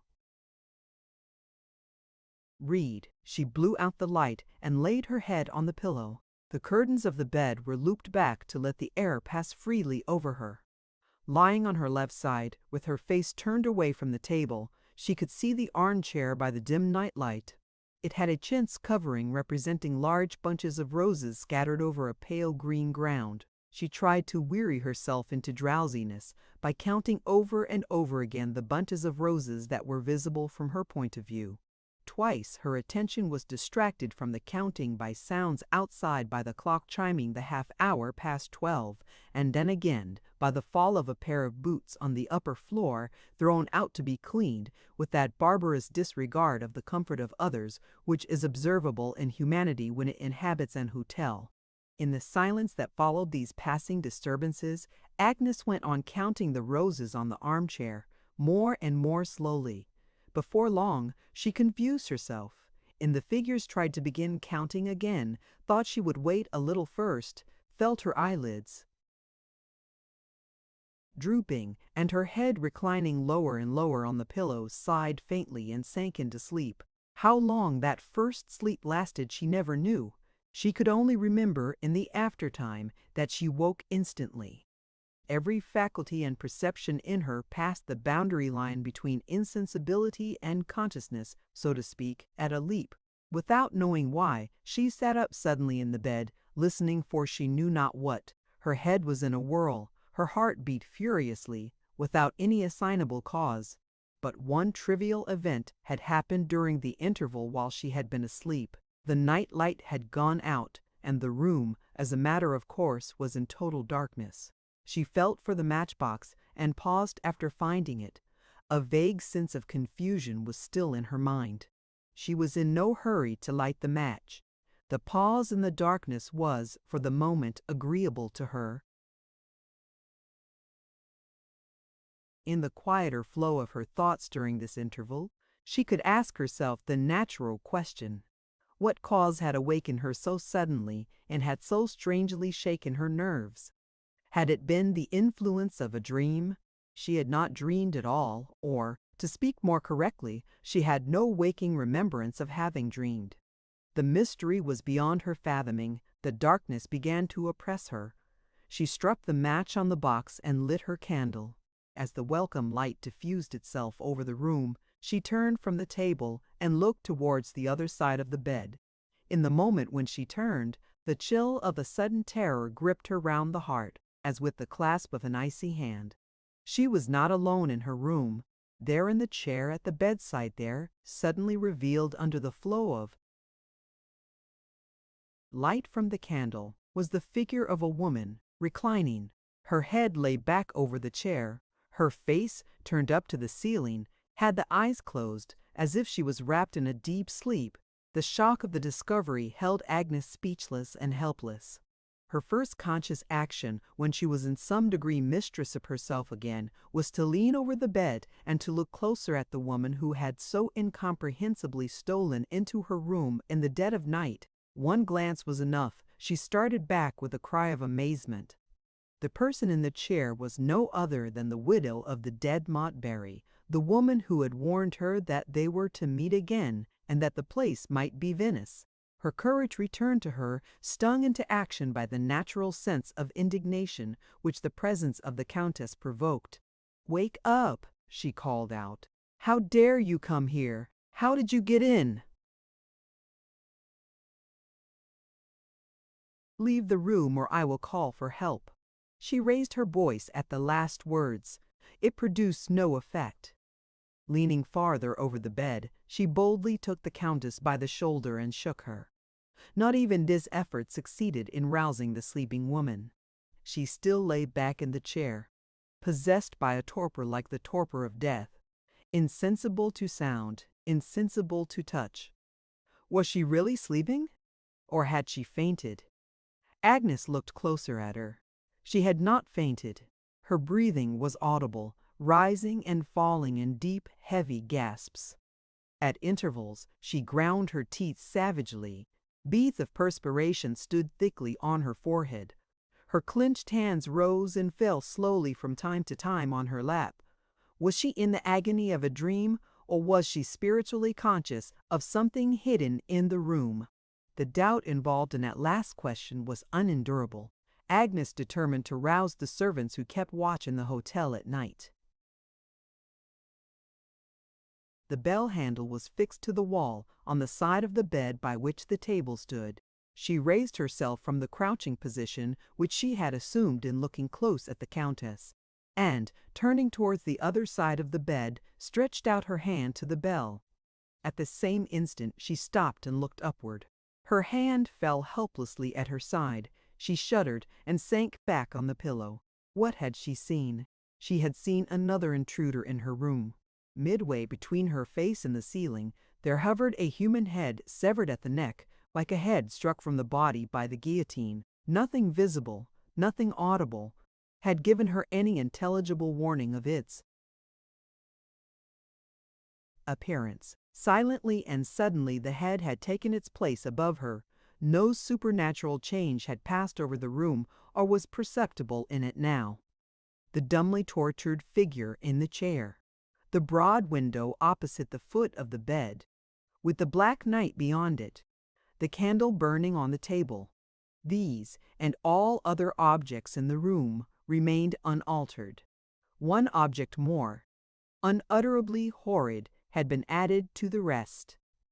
That was the only change, no more, no less. By the yellow candlelight, she saw the head distinctly, hovering in mid-air above her. She looked at it steadfastly, spellbound by the terror that held her. The flesh of the face was gone. The shriveled skin was darkened in hue like the skin of an Egyptian mummy, except at the neck. There it was of a lighter color. There it showed spots and splashes of the hue of that brown spot on the ceiling, which the child's fanciful terror had distorted into the lightness of a spot of blood. Thin remains of a discolored mustache and whiskers, hanging over the upper lip and over the hollows where the cheeks had once been, made the head just recognizable as the head of a man. Over all the features death and time had done their obliterating work. The eyelids were closed. The hair on the skull, discolored like the hair on the face, had been burnt away in places. The bluish lips, parted in a fixed grin, showed the double row of teeth. By slow degrees, the hovering head, perfectly still when she first saw it, began to descend towards Agnes as she lay beneath. By slow degrees, that strange doubly blended odor, which the commissioners had discovered in the vaults of the old palace, which had sickened Francis Westwick in the bedchamber of the new hotel, spread its fetid exhalations over the room. Downward and downward the hideous apparition made its slow progress, until it stopped close. Over Agnes stopped and turned slowly, so that the face of it confronted the upturned face of the woman in the chair. There was a pause. Then a supernatural movement disturbed the rigid repose of the dead face.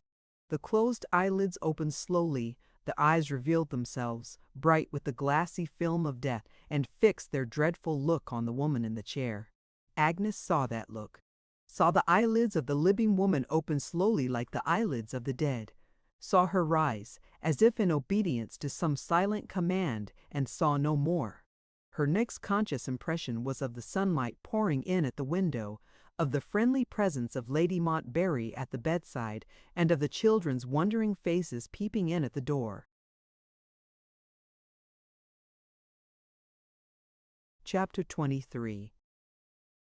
You have some influence over Agnes. Try what you can do, Henry, to make her take a sensible view of the matter. There is really nothing to make a fuss about.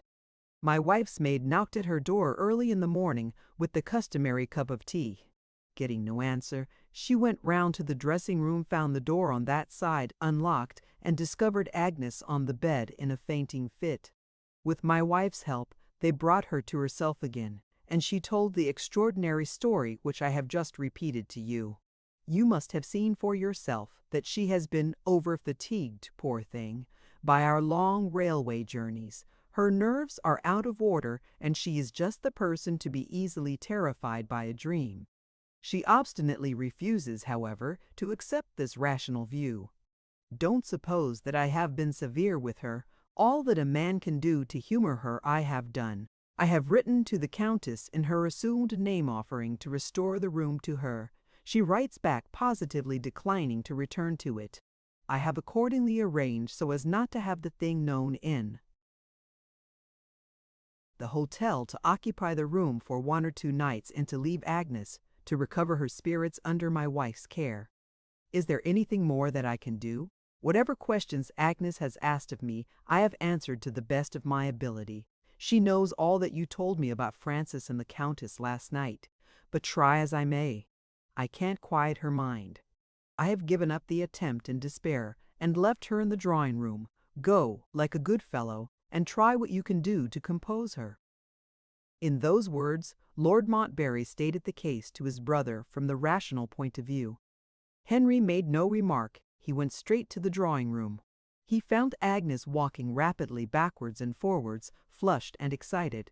"If you come here to say what your brother has been saying to me," she broke out, before he could speak, "spare yourself the trouble. I don't want common sense. I want a true friend who will believe in me."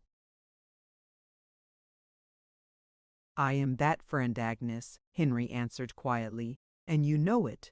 You really believe that I am not deluded by a dream. I know that you are not deluded in one particular, at least." "In what particular?" "In what you have said of the Countess." "It is perfectly true." Agnes stopped him there. "Why do I only hear this morning that the Countess and Mrs. James are one and the same person?" she asked distrustfully. "Why was I not told of it last night?" "You forget that you had accepted the exchange of rooms before I reached Venice," Henry replied. "I felt strongly tempted to tell you, even then, but your sleeping arrangements for the night were all made. I should only have inconvenienced and alarmed you. I waited till the morning after hearing from my brother that you had yourself seen to your security from any intrusion. How that intrusion was accomplished it is impossible to say. I can only declare that the Countess's presence by your bedside last night was no dream of yours. On her own authority, I can testify that it was a reality." "On her own authority?" Agnes repeated eagerly. "Have you seen her this morning?" "I have seen her not 10 minutes since." "What was she doing?" "She was busily engaged in writing. I could not even get her to look at me until I thought of mentioning your name. She remembered me, of course." "She remembered you with some difficulty. Finding that she wouldn't answer me on any other terms, I questioned her as if I had come direct from you. Then she spoke. She not only admitted that she had the same superstitious motive for placing you in that room which she had acknowledged to Francis, she even owned that she had been by your bedside watching through the night to see what you saw, as she expressed it. Hearing this, I tried to persuade her to tell me how she got into the room. Unluckily, her manuscript on the table caught her eye. She returned to her writing.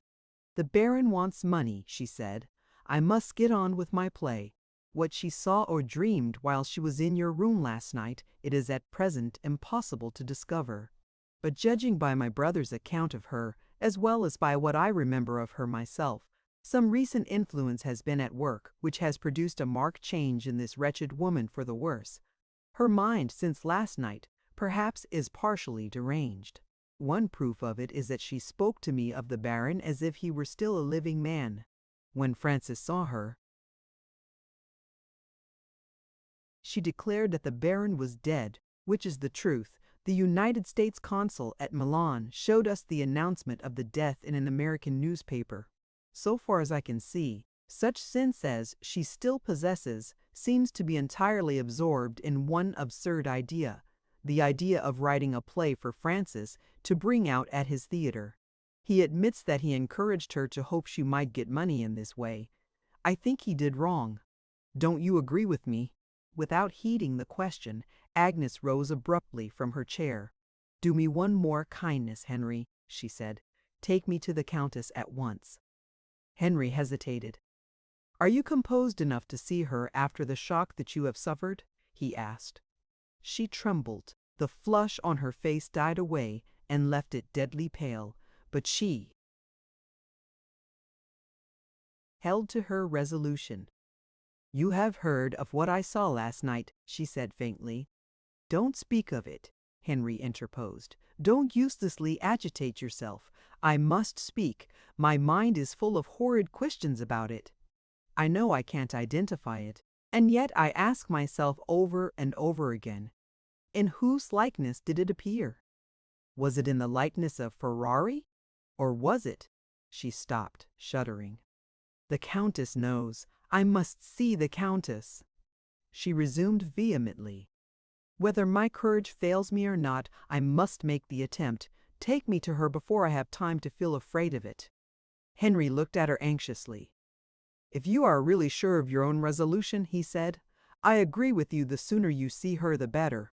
You remember how strangely she talked of your influence over her when she forced her way into your room in London? I remember it perfectly. Why do you ask? For this reason. In the present state of her mind, I doubt if she will be much longer capable of realizing her wild idea of you as the avenging angel who is to bring her to a reckoning for her evil deeds.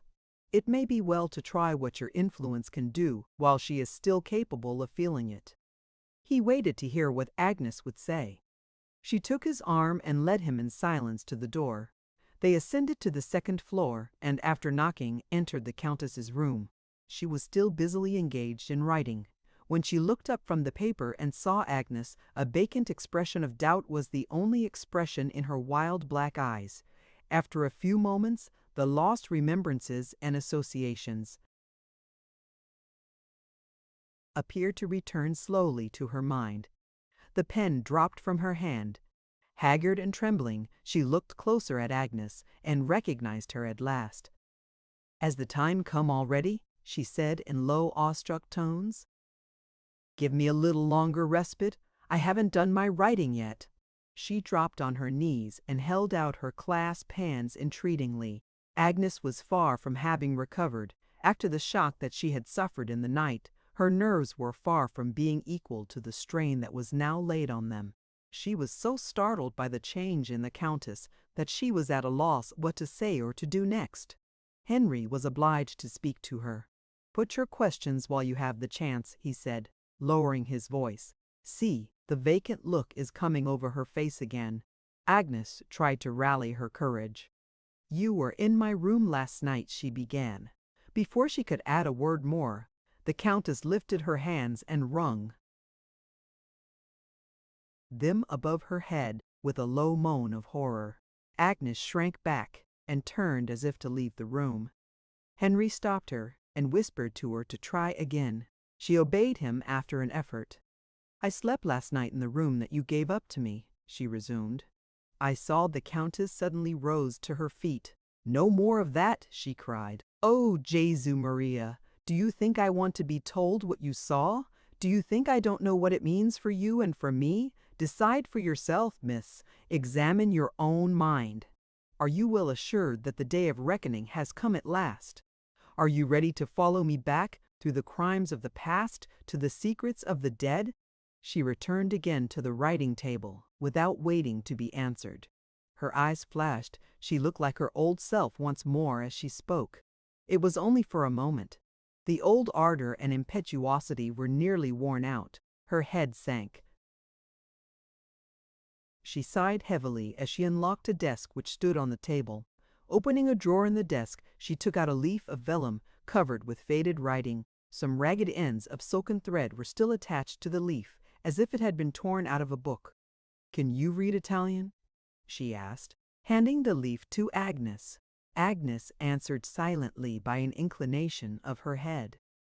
"The leaf," the Countess proceeded, "once belonged to a book in the old library of the palace, while this building was still a palace. By whom it was torn out you have no need to know. For what purpose it was torn out you may discover for yourself if you will. Read it first at the 5th line from the top of the page." Agnes felt the serious necessity of composing herself. "Give me a chair," she said to Henry, "and I will do my best." He placed himself behind her chair so that he could look over her shoulder and help her to understand the writing on the leaf. Rendered into English, it ran as follows: "I have now completed my literary survey of the first floor of the palace. At the desire of my noble and gracious patron, the lord of this glorious edifice, I next ascend to the second floor and continue my catalogue or description of the pictures, decorations, and other treasures of art therein contained. Let me begin with the corner room at the western extremity of the palace, called the Room of the Caryatides, from the statues which support the mantelpiece. This work is of comparatively recent execution. It dates from the 18th century only and reveals the corrupt taste of the period in every part of it. Still, there is a certain interest which attaches to the mantelpiece. It conceals a cleverly constructed hiding place between the floor of the room and the ceiling of the room beneath, which was made during the last evil days of the Inquisition in Venice, and which is reported to have saved an ancestor of my gracious lord pursued by that terrible tribunal. The machinery of this curious place of concealment has been kept in good order by the present lord as a species of curiosity. He condescended to show me the method of working it. Approaching the two caryatides, rest your hand on the forehead midway between the eyebrows of the figure which is on your left as you stand opposite to the fireplace, then press the head inwards as if you were pushing it against the wall behind. By doing this, you set in motion the hidden machinery in the wall which turns the hearthstone on a pivot and discloses the hollow place below. There is room enough in it for a man to lie easily at full length. The method of closing the cavity again is equally simple. Place both your hands on the temples of the figures. Pull as if you were pulling it towards you, and the hearthstone will revolve into its proper position again. You need read no farther, said the Countess. Be careful to remember what you have read. She put back the page of vellum in her writing desk, locked it, and led the way to the door. Come, she said, and see what the mocking Frenchman called the beginning of the end. Agnes was barely able to rise from her chair. She trembled from head to foot. Henry gave her his arm to support her. Fear nothing, he whispered. I shall be with you. The Countess proceeded along the westward corridor and stopped at the door numbered 38. This was the room which had been inhabited by Baron River in the old days of the palace. It was situated immediately over the bedchamber in which Agnes had passed the night. For the last 2 days the room had been empty. The absence of luggage in it when they opened the door showed that it had not yet been let. You see, said the Countess, pointing to the carved figure at the fireplace, and you know what to do. Have I deserved that you should temper justice with mercy? She went on in lower tones. Give me a few hours more to myself. The Baron wants money. I must get on with my play. She smiled vacantly and imitated the action of writing with her right hand as she pronounced the last words. The effort of concentrating her weakened mind on other and less familiar topics than the constant want of money in the Baron's lifetime and the vague prospect of gain from the still unfinished play had evidently exhausted her poor reserves of strength. When her request had been granted, she addressed no expressions of gratitude to Agnes. She only said, "Feel no fear, miss, of my attempting to escape you. Where you are, there I must be, till the end comes." Her eyes wandered round the room with a last weary and stupefied look. She returned to her writing with slow and feeble steps, like the steps of an old woman. Chapter 24. Henry and Agnes were left alone in the room of the Caryatides. The person who had written the description of the palace, probably a poor author or artist, had correctly pointed out the defects of the mantelpiece. Bad taste, exhibiting itself on the most costly and splendid scale, was visible in every part of the work. It was nevertheless greatly admired by ignorant travelers of all classes, partly on account of its imposing size, and partly on account of the number of variously colored marbles which the sculptor had contrived to introduce into his design. Photographs of the mantelpiece were exhibited in the public rooms, and found a ready sale among English and American visitors to the hotel. Henry led Agnes to the figure on the left, as they stood facing the empty fireplace. "Shall I try the experiment," he asked, "or will you?" She abruptly drew her arm away from him and turned back to the door. "I can't even look at it," she said. "That merciless marble face frightens me." Henry put his hand on the forehead of the figure. "What is there to alarm you, my dear, in this conventionally classical face?" he asked jestingly. Before he could press the head inwards, Agnes hurriedly opened the door. "Wait till I am out of the room," she cried. "The bare idea of what you may find there horrifies me." She looked back into the room as she crossed the threshold.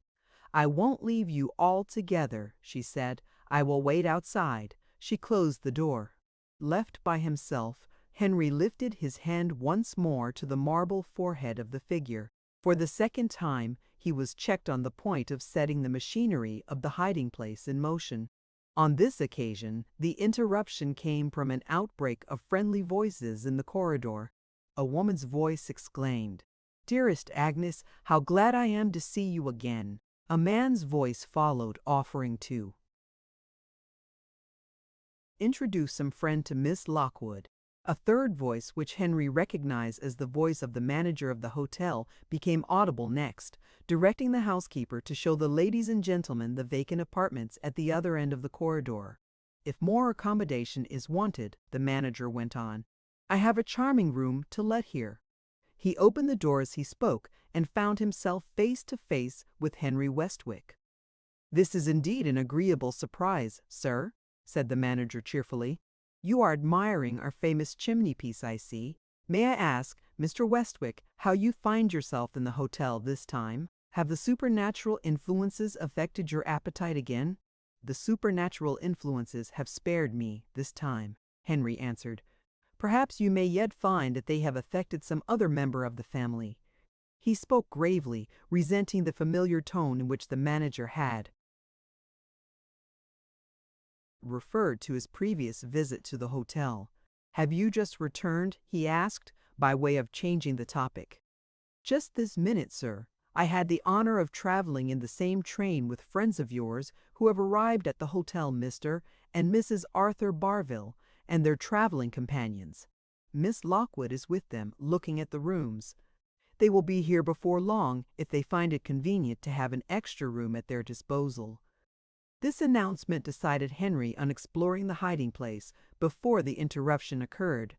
It had crossed his mind when Agnes left him that he ought perhaps to have a witness in the not very probable event of some alarming discovery taking place. The too familiar manager, suspecting nothing, was there at his disposal. He turned again to the carrion figure, maliciously resolving to make the manager his witness. "I am delighted to hear that our friends have arrived at last," he said. "Before I shake hands with them, let me ask you a question about this queer work of art here. I see photographs of it downstairs. Are they for sale?" "Certainly, Mr. Westwick." "Do you think the chimney-piece is as solid as it looks?" Henry proceeded. "When you came in, I was just wondering whether this figure here had not accidentally got loosened from the wall behind it." He laid his hand on the marble forehead for the third time. "To my eye, it looks a little out of the perpendicular. I almost fancied I could jog the head just now when I touched it." He pressed the head inwards as he said those words. A sound of jarring iron was instantly audible behind the wall. The solid hearthstone in front of the fireplace turned slowly at the feet of the two men, and disclosed a dark cavity below. At the same moment, the strange and sickening combination of odors, hitherto associated with the vaults of the old palace and with the bedchamber beneath, now floated up from the open recess and filled the room. The manager started back. "Good God, Mr. Westwick!" he exclaimed. "What does this mean?" Remembering not only what his brother Francis had felt in the room beneath, but what the experience of Agnes had been on the previous night, Henry was determined to be on his guard. "I am as much surprised as you are," was his only reply. "Wait for me one moment, sir," said the manager. "I must stop the ladies and gentlemen outside from coming in." He hurried away, not forgetting to close the door after him. Henry opened the window and waited there, breathing the purer air. Vague apprehensions of the next discovery to come filled his mind for the first time. He was doubly resolved now not to stir a step in the investigation without a witness. The manager returned with a wax taper in his hand, which he lighted as soon as he entered the room. "We need fear no interruption now," he said. "Be so kind, Mr. Westwick, as to hold the light. It is my business to find out what this extraordinary discovery means." Henry held the taper. Looking into the cavity, by the dim and flickering light, they both detected a dark object at the bottom of it. "I think I can reach the thing," the manager remarked, "if I lie down and put my hand into the hole." He knelt on the floor and hesitated. "Might I ask you, sir, to give me my gloves?" he said. "They are in my hat, on the chair behind you." Henry gave him the gloves. "I don't know what I may be going to take hold of," the manager explained, smiling rather uneasily as he put on his right glove. He stretched himself at full length on the floor and passed his right arm into the cavity. "I can't say exactly what I have got hold of," he said, "but I have got it." Half raising himself, he drew his hand out. The next instant he started to his feet with a shriek of terror. A human head dropped from his nerveless grasp on the floor and rolled to Henry's feet. It was the hideous head that Agnes had seen hovering above her in the vision of the night. The two men looked at each other, both struck speechless by the same emotion of horror. The manager was the first to control himself. "See to the door, for God's sake," he said. "Some of the people outside may have heard me." Henry moved mechanically to the door.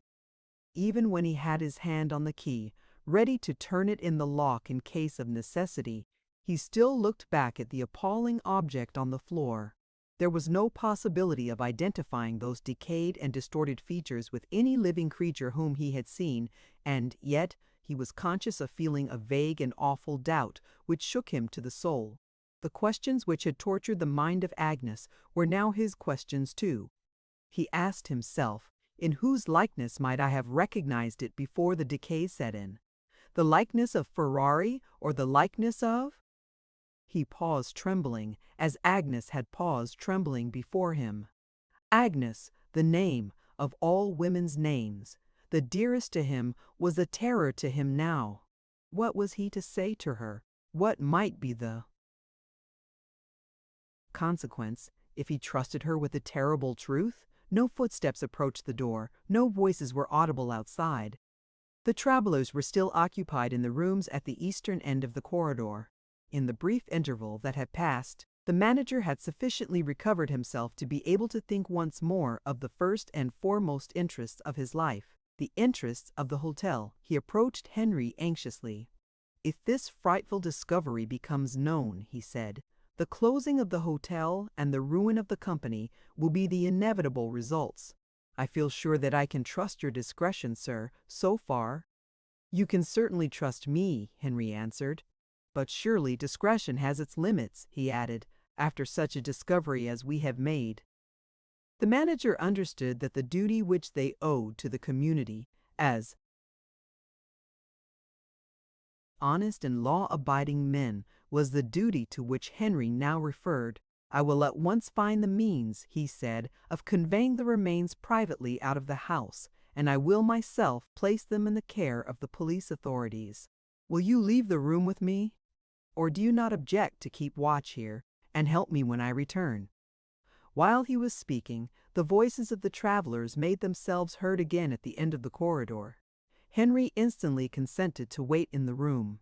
He shrank from facing the inevitable meeting with Agnes if he showed himself in the corridor at that moment. The manager hastened his departure in the hope of escaping notice. He was discovered by his guests before he could reach the head of the stairs.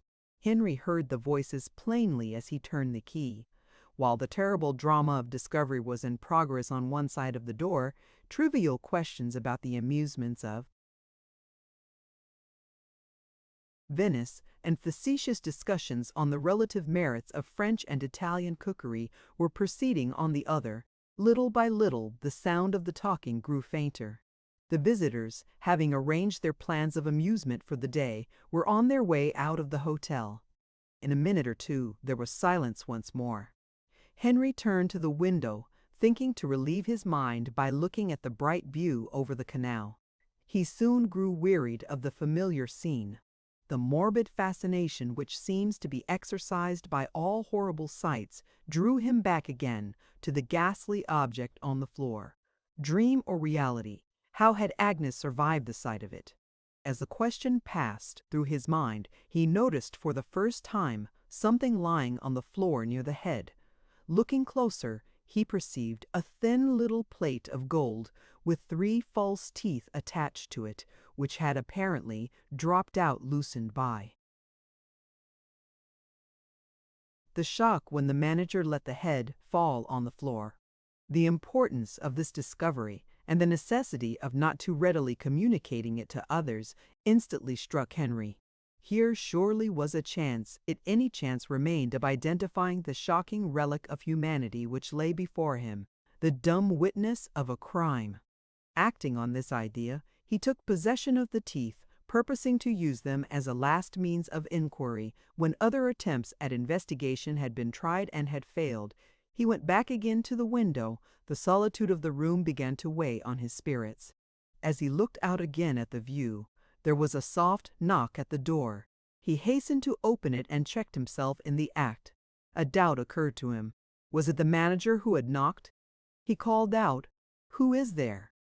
The voice of Agnes answered him. "Have you anything to tell me, Henry?" He was hardly able to reply. "Not just now," he said confusedly. "Forgive me if I don't open the door. I will speak to you a little later." The sweet voice made itself heard again, pleading with him piteously. "Don't leave me alone, Henry. I can't go back to the happy people downstairs." How could he resist that appeal? He heard her sigh. He heard the rustling of her dress as she moved away in despair. The very thing that he had shrunk from doing but a few minutes since was the thing that he did now. He joined Agnes in the corridor. She turned as she heard him and pointed, trembling, in the direction of the closed room. "Is it so terrible as that?" she asked faintly. He put his arm round her to support her. A thought came to him as he looked at her, waiting in doubt and fear for his reply. "You shall know what I have discovered," he said, "if you will first put on your hat and cloak and come out with me."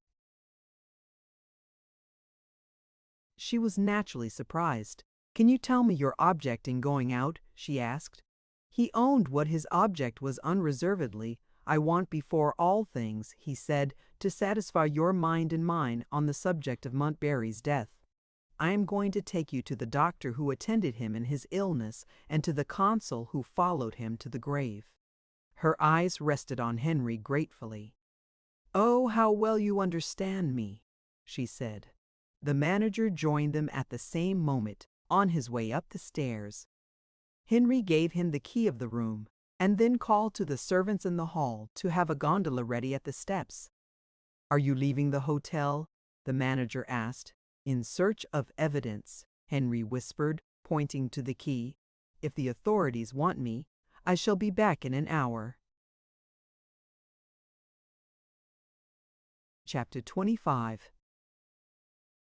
The day had advanced to evening. Lord Montbarry and the bridal party had gone to the opera. Agnes alone, pleading the excuse of fatigue, remained at the hotel. Having kept up appearances by accompanying his friends to the theatre, Henry Westwick slipped away after the first act and joined Agnes in the drawing-room. "Have you thought of what I said to you earlier in the day?" he asked, taking a chair at her side. "Do you agree with me that the one dreadful doubt which oppressed us both is at least set at rest?" Agnes shook her head sadly. "I wish I could agree with you, Henry. I wish I could honestly say that my mind is at ease. The answer would have discouraged most men."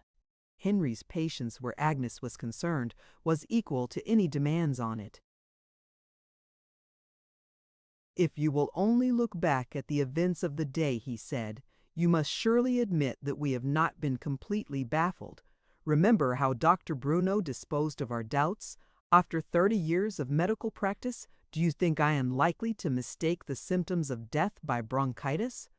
If ever there was an unanswerable question, there it is. Was the consul's testimony doubtful in any part of it? He called at the palace to offer his services. After hearing of Lord Montbarry's death, he arrived at the time when the coffin was in the house. He himself saw the corpse placed in it, and the lid screwed down. The evidence of the priest is equally beyond dispute. He remained in the room with the coffin, reciting the prayers for the dead, until the funeral left the palace. Bear all these statements in mind, Agnes, and how can you deny that the question of Montbarry's death and burial is a question set at rest? We have really but one doubt left. We have still to ask ourselves whether the remains which I discovered are the remains of the lost courier or not. There is the case as I understand it. Have I stated it fairly? Agnes could not deny that he had stated it fairly. Then what prevents you from experiencing the same sense of relief that I feel? Henry asked. What I saw last night prevents me, Agnes answered. When we spoke of this subject, after our inquiries were over, you reproached me with taking what you called the superstitious view. I don't quite admit that, but I do acknowledge that I should find the superstitious view intelligible if I heard it expressed by some other person, remembering what your brother and I once were to each other in the bygone time. I can understand the apparition making itself visible to me, to claim the mercy of Christian burial and the vengeance due to a crime. I can even perceive some faint possibility of truth in the explanation which you described as the mesmeric theory that what I saw might be the result of magnetic influence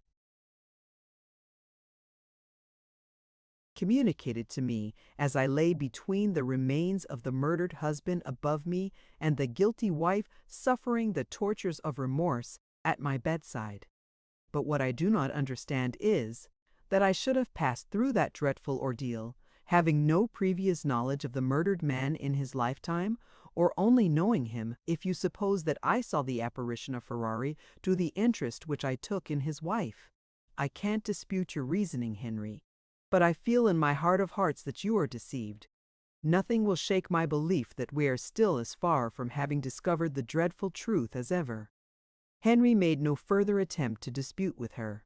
She had impressed him with a certain reluctant respect for her own opinion, in spite of himself.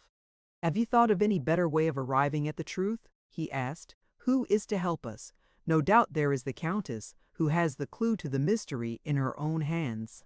But in the present state of her mind, is her testimony to be trusted, even if she were willing to speak? Judging by my own experience, I should say decidedly not." "You don't mean that you have seen her again?" Agnes eagerly interposed. "Yes, I disturbed her once more over her endless writing, and I insisted on her speaking out plainly." "Then you told her what you found when you opened the hiding place?" "Of course I did," Henry replied. "I said that I held her responsible for the discovery, though I had not mentioned her connection with it to the authorities as yet. She went on with her writing as if I had spoken in an unknown tongue. I was equally obstinate on my side. I told her plainly that the head had been placed under the care of the police, and that the manager and I had signed our declarations and given our evidence. She paid not the slightest heed to me. By way of tempting her to speak, I added that the whole investigation was to be kept a secret, and that she might depend on my discretion. For the moment I thought I had succeeded. She looked up from her writing with a passing flash of curiosity and said, 'What are they going to do with it?' Meaning, I suppose, the head. I answered that it was to be privately buried after photographs of it had first been taken. I even went the length of communicating the opinion of the surgeon consulted that some chemical means of arresting decomposition had been used and had only partially succeeded, and I asked her point blank if the surgeon was right. The trap was not a bad one, but it completely failed. She said in the coolest manner, 'Now you are here, I should like to consult you about my play. I am at a loss for some new incidents.' Mind, there was nothing satirical in this. She was really eager to read her wonderful work to me, evidently supposing that I took a special interest in such things, because my brother is the manager of a theater. I left her, making the first excuse that occurred to me. So far as I am concerned, I can do nothing with her. But it is possible that your influence may succeed with her again, as it has succeeded already. Will you make the attempt to satisfy your own mind? She is still upstairs, and I am quite ready to accompany you." Agnes shuddered at the bare suggestion of another interview with the Countess. "I can't, I daren't," she exclaimed. "After what has happened in that horrible room, she is more repellent to me than ever. Don't ask me to do it, Henry. Feel my hand, you have turned me as cold as death, only with talking of it." She was not exaggerating the terror that possessed her. Henry hastened to change the subject. "Let us talk of something more interesting," he said. "I have a question to ask you about yourself. Am I right in believing that the sooner you get away from Venice, the happier you will be?" "Right," she repeated excitedly. "You are more than right. No words can say how I long to be away from this horrible place. But you know how I am situated. You heard what Lord Montbarry said at dinner time. Suppose he has altered his plans since dinner time?" Henry suggested. Agnes looked surprised. "I thought he had received letters from England which obliged him to leave Venice tomorrow," she said. "Quite true," Henry admitted. "He had arranged to start for England tomorrow, and to leave you and Lady Montbarry and the children to enjoy your holiday in Venice under my care. Circumstances have occurred, however, which have forced him to alter his plans. He must take you all back with him tomorrow because I am not able to assume the charge of you. I am obliged to give up my holiday in Italy and return to England too." Agnes looked at him in some little perplexity. She was not quite sure whether she understood him or not. "Are you really obliged to go back?" she asked. Henry smiled as he answered her. "Keep this secret," he said, "or Montbarry will never forgive me." She read the rest in his face. "Oh!" she exclaimed, blushing brightly. "You have not given up your pleasant holiday in Italy on my account. I shall go back with you to England, Agnes. That will be holiday enough for me." She took his hand in an irrepressible outburst of gratitude. "How good you are to me," she murmured tenderly. "What should I have done in the troubles that have come to me without your sympathy? I can't tell you, Henry, how I feel your kindness." She tried impulsively to lift his hand to her lips. He gently stopped her. "Agnes," he said, "are you beginning to understand how truly I love you?" That simple question found its own way to her heart. She owned the whole truth without saying a word. She looked at him and then looked away again. He drew her nearer to him. "My own darling," he whispered and kissed her. Softly and tremulously, the sweet lips lingered and touched his lips in return. Then her head drooped. She put her arms round his neck and hid her face on his bosom. They spoke no more. The charmed silence had lasted but a little while when it was mercilessly broken by a knock at the door. Agnes started to her feet. She placed herself at the piano, the instrument being opposite to the door. It was impossible, when she seated herself on the music stool, for any person entering the room to see her face. Henry called out irritably, "Come in!" The door was not opened. The person on the other side of it asked a strange question. "Is Mr. Henry Westwick alone?" Agnes instantly recognized the voice of the Countess. She hurried to a second door, which communicated with one of the bedrooms.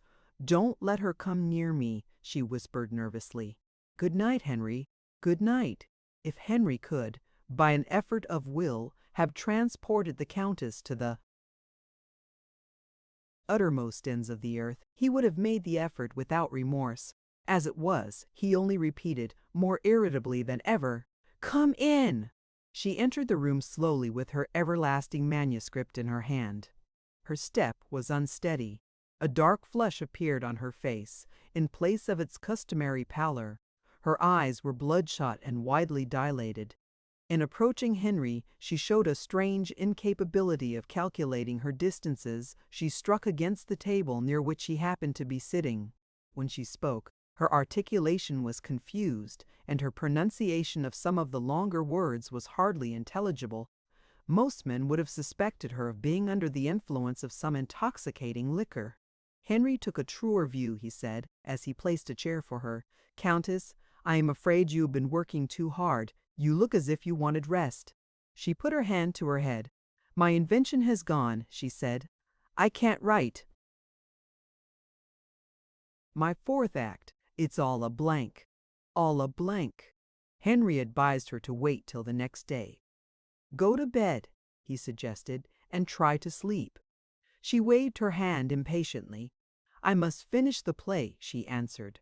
"I only want a hit from you. You must know something about plays. Your brother has got a theater. You must often have heard him talk about fourth and fifth acts. You must have seen rehearsals and all the rest of it." She abruptly thrust the manuscript into Henry's hand. "I can't read it to you," she said. "I feel giddy when I look at my own writing. Just run your eye over it. There's a good fellow, and give me a hint." Henry glanced at the manuscript. He happened to look at the lists of the persons of the drama. As he read the list, he started and turned abruptly to the Countess, intending to ask her for some explanation. The words were suspended on his lips. It was but too plainly useless to speak to her. Her head lay back on the rail of the chair. She seemed to be half asleep already. The flush on her face had deepened. She looked like a woman who was in danger of having a fit. He rang the bell and directed the man who answered it to send one of the chambermaids upstairs. His voice seemed to partially rouse the Countess. She opened her eyes in a slow, drowsy way. "Have you read it?" she asked.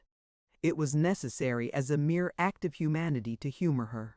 "I will read it willingly," said Henry, "if you will go upstairs to bed. You shall hear what I think of it tomorrow morning. Our heads will be clearer. We shall be better able to make the fourth act in the morning." The chambermaid came in while he was speaking. "I am afraid the lady is ill," Henry whispered. "Take her up to her room." The woman looked at the Countess and whispered back, "Shall we send for a doctor, sir?" Henry advised taking her upstairs first and then asking the manager's opinion. There was great difficulty in persuading her to rise and accept the support of the chambermaid's arm. It was only by reiterated promises to read the play that night and to make the fourth act in the morning that Henry prevailed on the Countess to return to her room. Left to himself, he began to feel a certain languid curiosity in relation to the manuscript. He looked over the pages, reading a line here and the line there. Suddenly he changed color as he read and looked up from the manuscript like a man bewildered. "Good God! What does this mean?" he said to himself. His eyes turned nervously to the door by which Agnes had left him. She might return to the drawing-room. She might want to see what the Countess had written. He looked back again at the passage which had startled him, considered with himself for a moment, and, snatching up the unfinished play suddenly and softly left the room. Chapter 26. Entering his own room on the upper floor, Henry placed the manuscript on his table, open at the first leaf. His nerves were unquestionably shaken. His hand trembled. As he turned the pages, he started at chance noises on the staircase of the hotel. The scenario, or outline, of the Countess's play began with no formal prefatory phrases.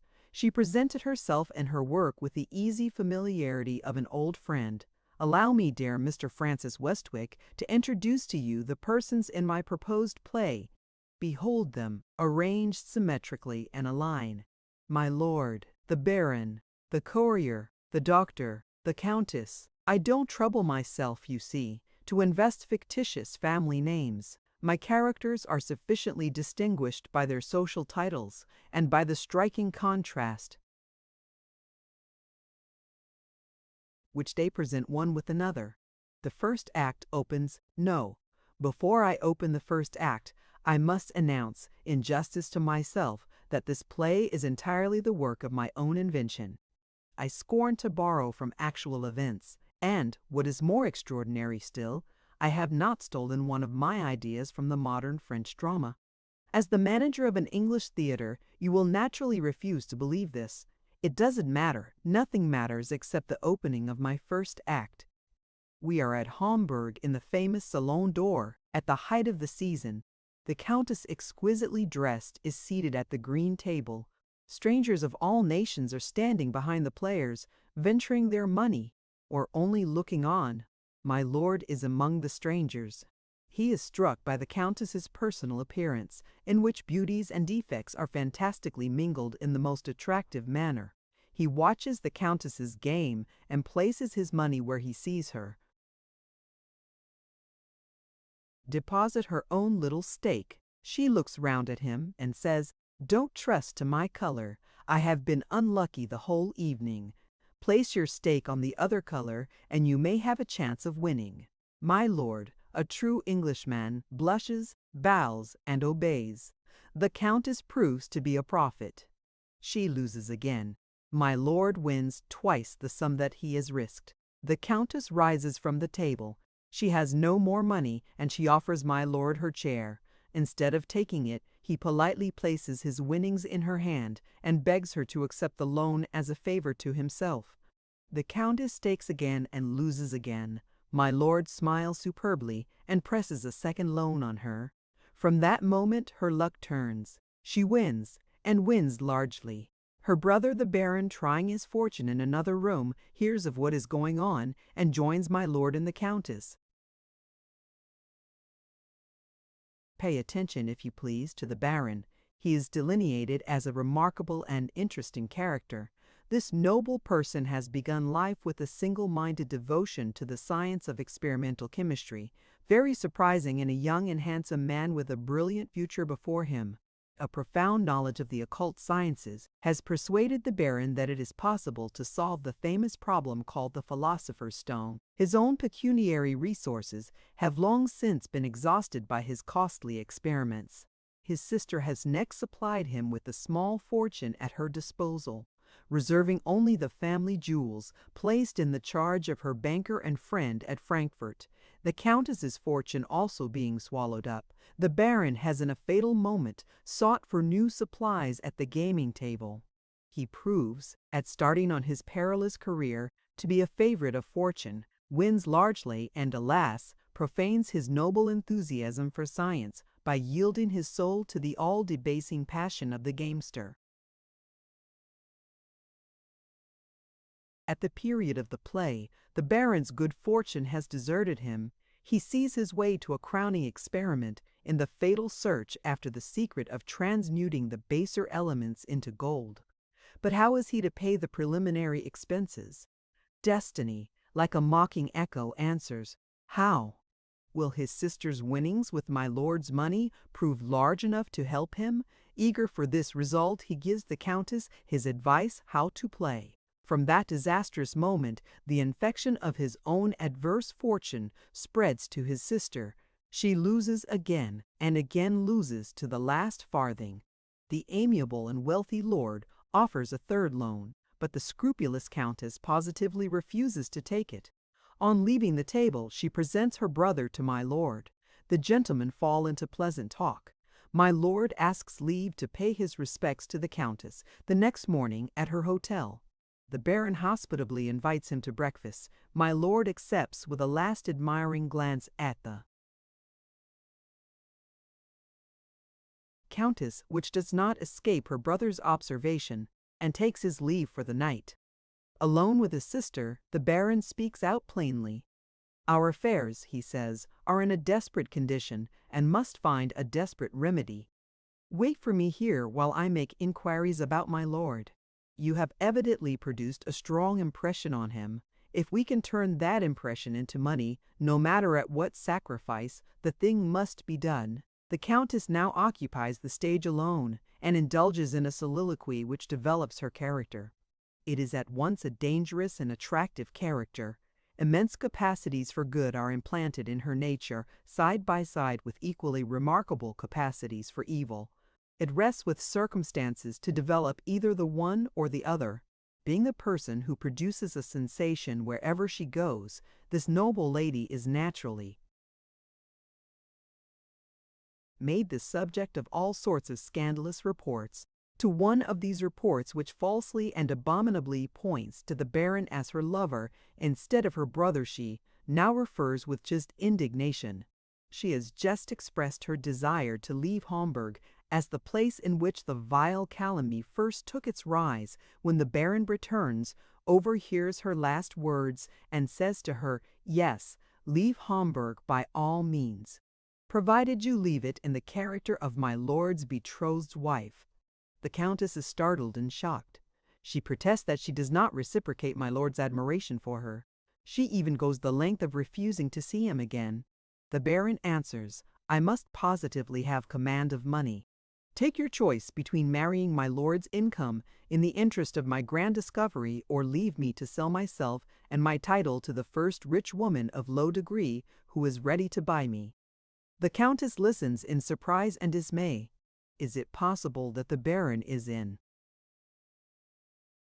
earnest? He is horribly in earnest. "The woman who will buy me," he says, "is in the next room to us at this moment. She is the wealthy widow of a Jewish usurer. She has the money I want to reach the solution of the great problem. I have only to be that woman's husband, and to make myself master of untold millions of gold. Take 5 minutes to consider what I have said to you, and tell me on my return which of us is to marry for the money I want, you or I." As he turns away, the Countess stops him. All the noblest sentiments in her nature are exalted to the highest pitch. "Where is the true woman," she exclaims, "who wants time to consummate the sacrifice of herself when the man to whom she is devoted demands it? She does not want 5 minutes. She does not want 5 seconds. She holds out her hand to him, and she says, 'Sacrifice me on the altar of your glory. Take as stepping stones on the way to your triumph my love, my liberty, and my life.'" On this grand situation, the curtain falls. Judging by my first act, Mr. Westwick, tell me truly, and don't be afraid of turning my head, am I not capable of writing a good play? Henry paused between the first and second acts, reflecting not on the merits of the play, but on the strange resemblance which the incidents so far presented to the incidents that had attended the disastrous marriage of the first Lord Montbarry. Was it possible that the Countess, in the present condition of her mind, supposed herself to be exercising her invention when she was only exercising her memory? The question involved considerations too serious to be made the subject of a hasty decision. Reserving his opinion, Henry turned the page and devoted himself to the reading of the next act. The manuscript proceeded as follows. The second act opens at Venice. An interval of 4 months has elapsed since the date of the scene at the gambling table. The action now takes place in the reception room of one of the Venetian palaces. The Baron is discovered, alone, on the stage. He reverts to the events which have happened since the close of the first act. The Countess has sacrificed herself. The mercenary marriage has taken place, but not without obstacles, caused by difference of opinion on the question of marriage settlements. Private inquiries, instituted in England, have informed the Baron that my lord's income is derived chiefly from what is called entailed property. In case of accidents, he is surely bound to do something for his bride. Let him, for example, insure his life for a sum proposed by the Baron, and let him so settle the money that his widow shall have it if he dies first. My lord hesitates. The Baron wastes no time in useless discussion. "Let us buy." "All means," he says, "consider the marriage as broken off." My lord shifts his ground and pleads for a smaller sum than the sum proposed. The Baron briefly replies, "I never bargain. My lord is in love." The natural result follows. He gives way. So far, the Baron has no cause to complain. But my lord's turn comes. When the marriage has been celebrated, and when the honeymoon is over, the Baron has joined the married pair at a palace which they have hired in Venice. He is still bent on solving the problem of the philosopher's stone. His laboratory is set up in the vaults beneath the palace, so that smells from chemical experiments may not incommode the Countess in the higher regions of the house. The one obstacle in the way of his grand discovery is, as usual, the want of money. His position at the present time has become truly critical. He owes debts of honor to gentlemen in his own rank of life, which must positively be paid, and he proposes, in his own friendly manner, to borrow the money of my lord. My lord positively refuses in the rudest terms. The baron applies to his sister to exercise her conjugal influence. She can only answer that her noble husband, being no longer distractedly in love with her, now appears in his true character as one of the meanest men living. The sacrifice of the marriage has been made and has already proved useless. Such is the state of affairs at the opening of the second act. The entrance of the countess suddenly disturbs the baron's reflections. She is in a state bordering on frenzy. Incoherent expressions of rage burst from her lips. It is some time before she can sufficiently control herself to speak plainly. She has been doubly insulted, first by a menial person in her employment, secondly by her husband. Her maid, an Englishwoman, has declared that she will serve the countess no longer. She will give up her wages and return at once to England. Being asked her reason for this strange proceeding, she insolently hints that the countess's service is no service for an honest woman, since the baron has entered the house. The countess does what any lady in her position would do. She indignantly dismisses the wretch on the spot. My lord, hearing his wife's voice raised in anger, leaves the study in which he is accustomed to shut himself up over his books, and asks what this disturbance means. The countess informs him of the outrageous language and conduct of her maid. My lord not only declares his entire approval of the woman's conduct, but expresses his own abominable doubts of his wife's fidelity and language of such horrible brutality that no lady could pollute her lips by repeating it. If I had been a man, the countess says, and if I had had a weapon in my hand, I would have struck him dead at my feet. The baron, listening silently so far, now speaks. Permit me to finish the sentence for you, he says. You would have struck your husband dead at your feet, and by that rash act you would have deprived yourself of the insurance money settled on the widow, the very money which is wanted to relieve your brother from the unendurable pecuniary position which he now occupies. The countess gravely reminds the baron that this is no joking matter. After what my lord has said to her, she has little doubt that he will communicate his infamous suspicions to his lawyers in England. If nothing is done to prevent it, she may be divorced and disgraced, and thrown on the world, with no resource but the sale of her jewels to keep her from starving. At this moment, the courier who has been engaged to travel with my lord from England crosses the stage with a letter to take to the post. The countess stops him and asks to look at the address on the letter. She takes it from him for a moment and shows it to her brother. The handwriting is my lord's, and the letter is directed to his lawyers in London. The courier proceeds to the post office. The baron and the countess look at each other in silence. No words are needed. They thoroughly understand the position in which they are placed. They clearly see the terrible remedy for it. What is the plain alternative before them? Disgrace and ruin, or my lord's death and the insurance money. The baron walks backwards and forwards in great agitation, talking to himself. The countess hears fragments of what he is saying. He speaks of my lord's constitution, probably weakened in India, of a cold which my lord has caught 2 or 3 days since, of the remarkable manner in which such slight things as cold sometimes end in serious illness and death. He observes that the countess is listening to him and asks if she has anything to propose. She is a woman who, with many defects, has the great merit of speaking out. Is there no such thing as a serious illness, she asks, corked up in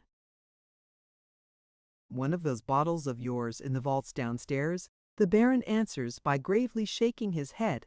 What is he afraid of? A possible examination of the body after death? No, he can set any post-mortem examination at defiance. It is the process of administering the poison that he dreads. A man so distinguished as my lord cannot be taken seriously ill without medical attendance. Where there is a doctor, there is always danger of discovery. Then again there is the courier, faithful to my lord as long as my lord pays him. Even if the doctor sees nothing suspicious, the courier may discover something. The poison, to do its work with the necessary secrecy, must be repeatedly administered in graduated doses. One trifling miscalculation or mistake may rouse suspicion. The insurance offices may hear of it and may refuse to pay the money. As things are, the Baron will not risk it and will not allow his sister to risk it in his place. My lord himself is the next character who appears. He has repeatedly rung for the courier, and the bell has not been answered. What does this insolence mean? The Countess, speaking with quiet dignity, for why should her infamous husband have the satisfaction of knowing how deeply he has wounded her, reminds my lord that the courier has gone to the post. My lord asks suspiciously if she has looked at the letter. The Countess informs him coldly that she has no curiosity about his letters. Referring to the cold from which he is suffering, she inquires if he thinks of consulting a medical man. My lord answers roughly that he is quite old enough to be capable of doctoring himself. As he makes this reply, the courier appears, returning from the post.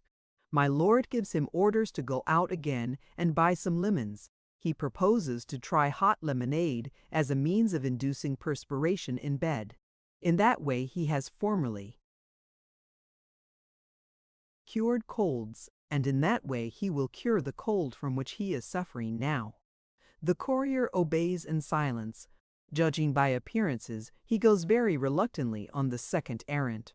My lord turns to the Baron, who has thus far taken no part in the conversation, and asks him in a sneering tone how much longer he proposes to prolong his stay in Venice. The Baron answers quietly, "Let us speak plainly to one another, my lord. If you wish me to leave your house, you have only to say the word, and I go." My lord turns to his wife and asks if she can support the calamity of her brother's absence, laying a grossly insulting emphasis on the word brother.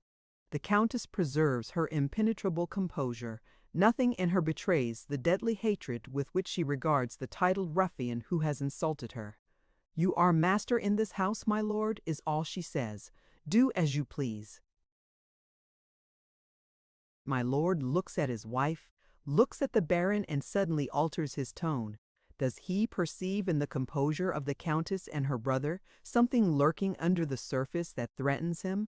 This is at least certain. He makes a clumsy apology for the language that he has used. Abject wretch! My lord's excuses are interrupted by the return of the courier with the lemons and hot water. The Countess observes for the first time that the man looks ill. His hands tremble as he places the tray on the table. My lord orders his courier to follow him and make the lemonade in the bedroom. The Countess remarks that the courier seems hardly capable of obeying his orders. Hearing this, the man admits that he is ill. He, too, is suffering from a cold. He has been kept waiting in a draught at the shop where he bought the lemons. He feels alternately hot and cold, and he begs permission to lie down for a little while on his bed. Feeling her humanity appealed to, the Countess volunteers to make the lemonade herself. My lord takes the courier by the arm, leads him aside, and whispers these words to him: "Watch her, and see that she puts nothing into the lemonade, then bring it to me with your own hands, and then go to bed if you like." Without a word more to his wife, or to the Baron, my lord leaves the room. The Countess makes the lemonade, and the courier takes it to his master. Returning, on the way to his own room, he is so weak and feels, he says, so giddy that he is obliged to support himself by the backs of the chairs as he passes them. The Baron, always considerate to persons of low degree, offers his arm. "I am afraid, my poor fellow," he says, "that you are really ill." The courier makes this extraordinary answer: "It's all over with me, sir. I have caught my death." The Countess is naturally startled. "You are not an old man," she says, trying to rouse the courier's spirits.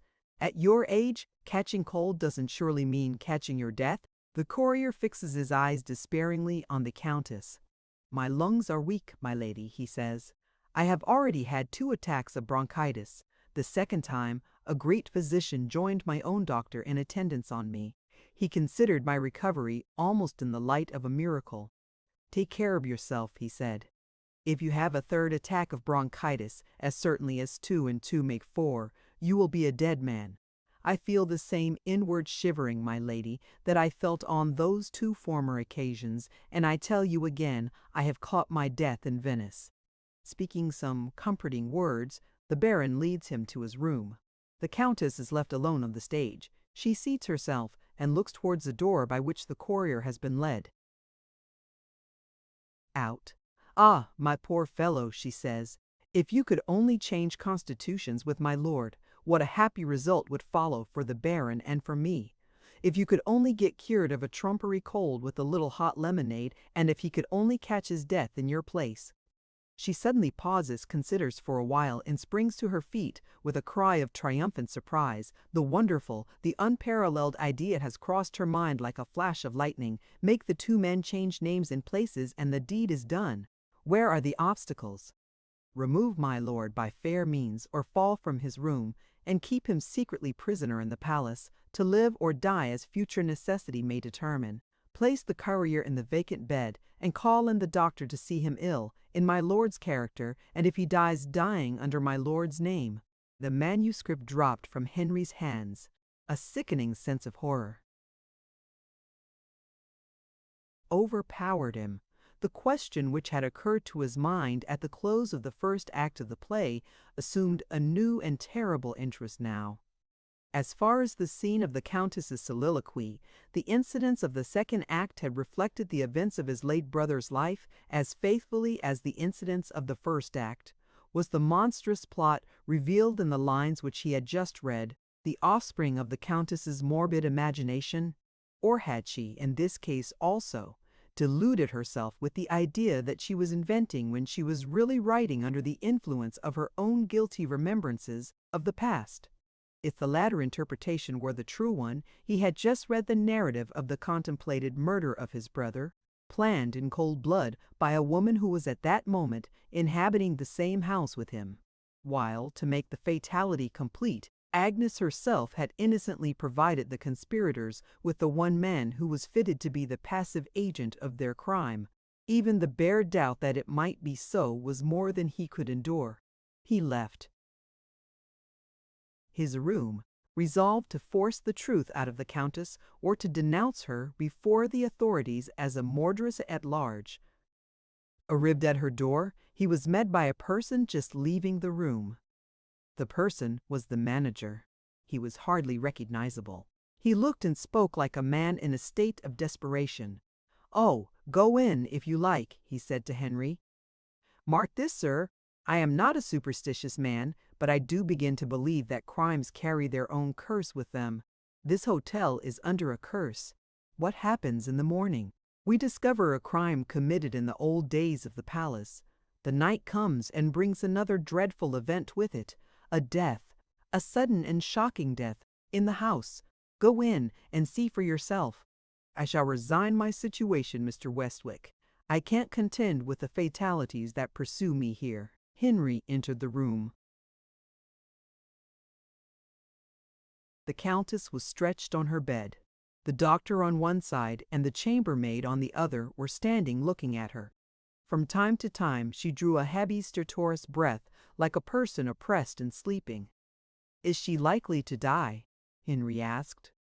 "She is dead," the doctor answered. "Dead of the rupture of a blood vessel on the brain.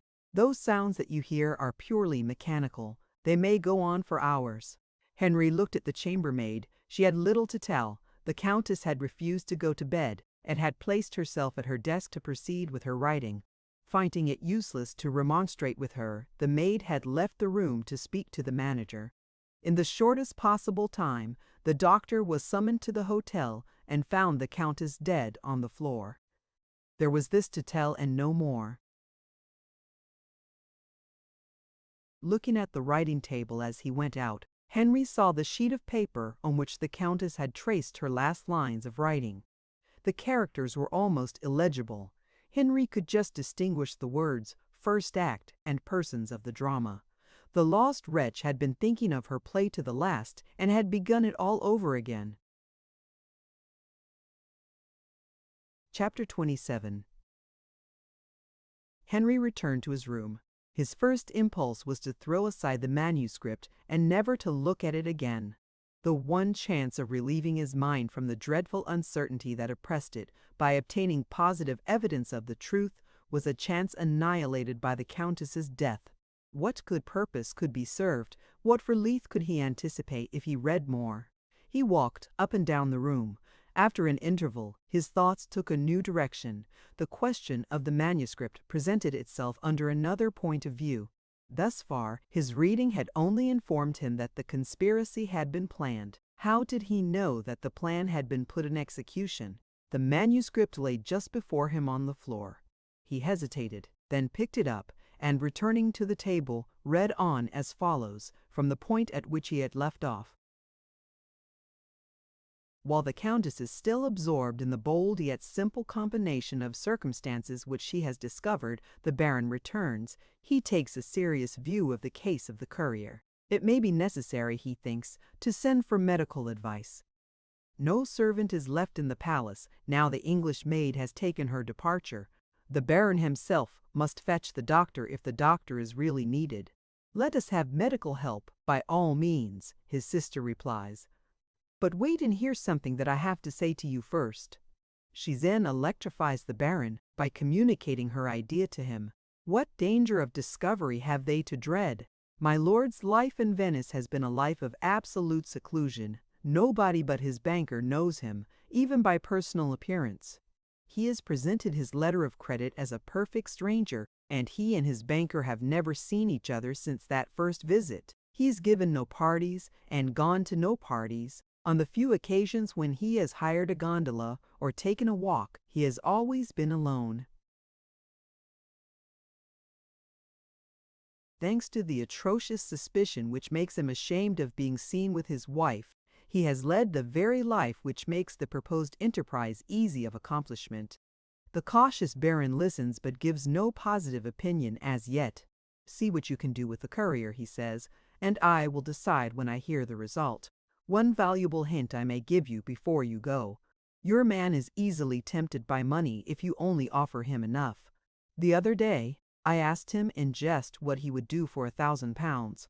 He answered, 'Anything, bear that in mind, and offer your highest bid without bargaining.' The scene changes to the courier's room, and shows the poor wretch with a photographic portrait of his wife in his hand, crying. The Countess enters. She wisely begins by sympathizing with her contemplated accomplice. He is duly grateful. He confides his sorrows to his gracious mistress, now that he believes himself to be on his deathbed. He feels remorse for his neglectful treatment of his wife. He could resign himself to die, but despair overpowers him when he remembers that he has saved no money and that he will leave his widow without resources to the mercy of the world. On this hint the Countess speaks. "Suppose you were asked to do a perfectly easy thing," she says, "and suppose you were rewarded for doing it by a present of £1,000 as a legacy for your widow?" The courier raises himself on his pillow and looks at the Countess with an expression of incredulous surprise. She can hardly be cruel enough, he thinks, to joke with a man in his miserable plight. Will she say plainly what this perfectly easy thing is, the doing of which will meet with such a magnificent reward? The Countess answers that question by confiding her project to the courier without the slightest reserve. Some minutes of silence follow when she has done. The courier is not weak enough yet to speak without stopping to think first. Still keeping his eyes on the Countess, he makes a quaintly insolent remark on what he has just heard. "I have not hitherto been a religious man, but I feel myself on the way to it. Since your ladyship has spoken to me, I believe in the devil." It is the Countess's interest to see the humorous side of this confession of faith. She takes no offense. She only says, "I will give you half an hour by yourself, to think over my proposal. You are in danger of death. Decide, in your wife's interest, whether you will die worth nothing or die worth £1,000. Left alone, the courier seriously considers his position and decides. He rises with difficulty, writes a few lines on a leaf taken from his pocketbook, and with slow and faltering steps leaves the room. The Countess, returning at the expiration of the half-hour's interval, finds the room empty. While she is wondering, the courier opens the door.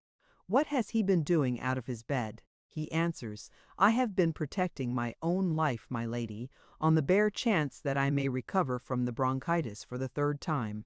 If you or the Baron attempts to hurry me out of this world, or to deprive me of my £1,000 reward, I shall tell the doctor where he will find a few lines of writing, which describe your ladyship's plot. I may not have strength enough, in the case supposed, to betray you by making a complete confession with my own lips, but I can employ my last breath to speak the half-dozen words which will tell the doctor where he is to look. Those words, it is needless to add, will be addressed to your ladyship if I find your engagements towards me faithfully kept. With this audacious preface, he proceeds to state the conditions on which he will play his part in the conspiracy, and die, if he does die, worth £1,000. Either the Countess or the Baron are to taste the food and drink brought to his bedside in his presence, and even the medicines which the doctor may prescribe for him. As for the promised sum of money, it is to be produced in one bank-note, folded in a sheet of paper, on which a line is to be written, dictated by the courier. The two enclosures are then to be sealed up in an envelope, addressed to his wife, and stamped ready for the post. This done, the letter is to be placed under his pillow, the Baron or the Countess being at liberty to satisfy themselves, day by day, at their own time, that the letter remains in its place, with the seal unbroken, as long as the doctor has any hope of his patient's recovery. The last stipulation follows. The courier has a conscience, and with a view to keeping it easy, insists that he shall be left in ignorance of that part of the plot which relates to the sequestration of my lord. Not that he cares particularly what becomes of his miserly master, but he does dislike taking other people's responsibilities on his own shoulders. These conditions being agreed to, the Countess calls in the Baron, who has been waiting events in the next room. He is informed that the courier has yielded to temptation, but he is still too cautious to make any compromising remarks. Keeping his back turned on the bed, he shows a bottle to the Countess. It is labeled chloroform. She understands that my lord is to be removed from his room in a convenient state of insensibility. In what part of the palace is he to be hidden?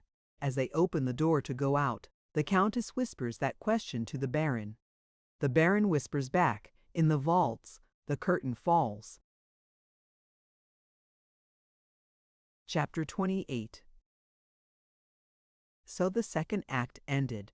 Turning to the third act, Henry looked warily at the pages as he let them slip through his fingers. Both in mind and body, he began to feel the need of repose. In one important respect, the later portion of the manuscript differed from the pages which he had just been reading. Signs of an overwrought brain showed themselves, here and there, as the outline of the play approached its end. The handwriting grew worse and worse. Some of the longer sentences were left unfinished. In the exchange of dialogue, questions and answers were not always attributed respectively to the right speaker. At certain intervals, the writer's failing intelligence seemed to recover itself for a while, only to relapse again and to lose the thread of the narrative more hopelessly than ever. After reading one or two of the more coherent passages, Henry recoiled from the ever-darkening horror of the story. He closed the manuscript, heart-sickened, exhausted, and threw himself on his bed to rest. The door opened almost at the same moment. Lord Montbarry entered the room. "We have just returned from the opera," he said, "and we have heard the news of that miserable woman's death. They say you spoke to her in her last moments, and I want to hear how it happened." "You shall hear how it happened," Henry answered, "and more than that, you are now the head of the family, Stephen, and I feel bound, in the position which oppresses me, to leave you to decide what ought to be done." With those introductory words, he told his brother how the Countess's play had come into his hands. "Read the first few pages," he said. "I am anxious to know whether the same impression is produced on both of us." Before Lord Montbarry had got halfway through the first act, he stopped and looked at his brother. "What does she mean by boasting of this as her own invention?" he asked. "Was she too crazy to remember that these things really happened?" This was enough for Henry. The same impression had been produced on both of them. "You will do as you please," he said. "But if you will be guided by me, spare yourself the reading of those pages to come, which describe our brother's terrible expiation of his heartless marriage." "Have you read it all, Henry?" "Not all. I shrank from reading some of the latter part of it. Neither you nor I saw much of our elder brother after we left school, and for my part I felt, and never scrupled to express my feeling, that he behaved infamously to Agnes. But when I read that unconscious confession of the murderous conspiracy to which he fell a victim, I remembered with something like remorse that the same mother bore us. I have felt for him tonight what I am ashamed to think I never felt for him before." Lord Montbarry took his brother's hand. "You are a good fellow, Henry," he said, "but are you quite sure that you have not been needlessly distressing yourself? Because some of this crazy creature's writing accidentally tells what we know to be the truth, does it follow that all the rest is to be relied on to the end?" "There is no possible doubt of it," Henry replied. "No possible doubt," his brother repeated. "I shall go on with my reading, Henry, and see what justification there may be for that confident conclusion of yours." He read on steadily until he had reached the end of the second act. Then he looked up. "Do you really believe that the mutilated remains which you discovered this morning are the remains of our brother?" he asked. "And do you believe it on such evidence as this?" Henry answered silently by a sign in the affirmative. Lord Montbarry checked himself evidently on the point of entering an indignant protest. "You acknowledge that you have not read the later scenes of the piece," he said. "Don't be childish, Henry. If you persist in pinning your faith on such stuff as this, the least you can do is to make yourself thoroughly acquainted with it. Will you read the third act? No? Then I shall read it to you." He turned to the third act and ran over those fragmentary passages which were clearly enough written and expressed to be intelligible to the mind of a stranger. "Here is a scene in the vaults of the palace," he began. "The victim of the conspiracy is sleeping on his miserable bed, and the Baron and the Countess are considering the position in which they stand. The Countess, as well as I can make it out, has raised the money that is wanted by borrowing on the security of her jewels at Frankfurt, and the courier upstairs is still declared by the doctor to have a chance of recovery. What are the conspirators to do if the man does recover? The cautious Baron suggests setting the prisoner free. If he ventures to appeal to the law, it is easy to declare that he is subject to insane delusion, and to call his own wife as witness. On the other hand, if the courier dies, how is the sequestrated and unknown nobleman to be put out of the way? Passively, by letting him starve in his prison? No, the Baron is a man of refined tastes. He dislikes needless cruelty. The active policy remains, say, assassination by the knife of a hired bravo. The Baron objects to trusting an accomplice, also to spending money on anyone but himself. Shall they drop their prisoner into the canal? The Baron declines to trust water. Water will show him on the surface. Shall they set his bed on fire? An excellent idea, but the smoke might be seen. No, the circumstances being now entirely altered, poisoning him presents the easiest way out of it. He has simply become a superfluous person. The cheapest poison will do. Is it possible, Henry, that you believe this consultation really took place?" Henry made no reply. The succession of the questions that had just been read to him exactly followed the succession of the dreams that had terrified Mrs. Norbury on the 2 nights which she had passed in the hotel. It was useless to point out this coincidence to his brother. He only said, Go on. Lord Montbarry turned the pages until he came to the next intelligible passage. Here, he proceeded, is a double scene on the stage so far as I can understand. The sketch of it. The doctor is upstairs, innocently writing his certificate of my lord's decease by the dead courier's bedside.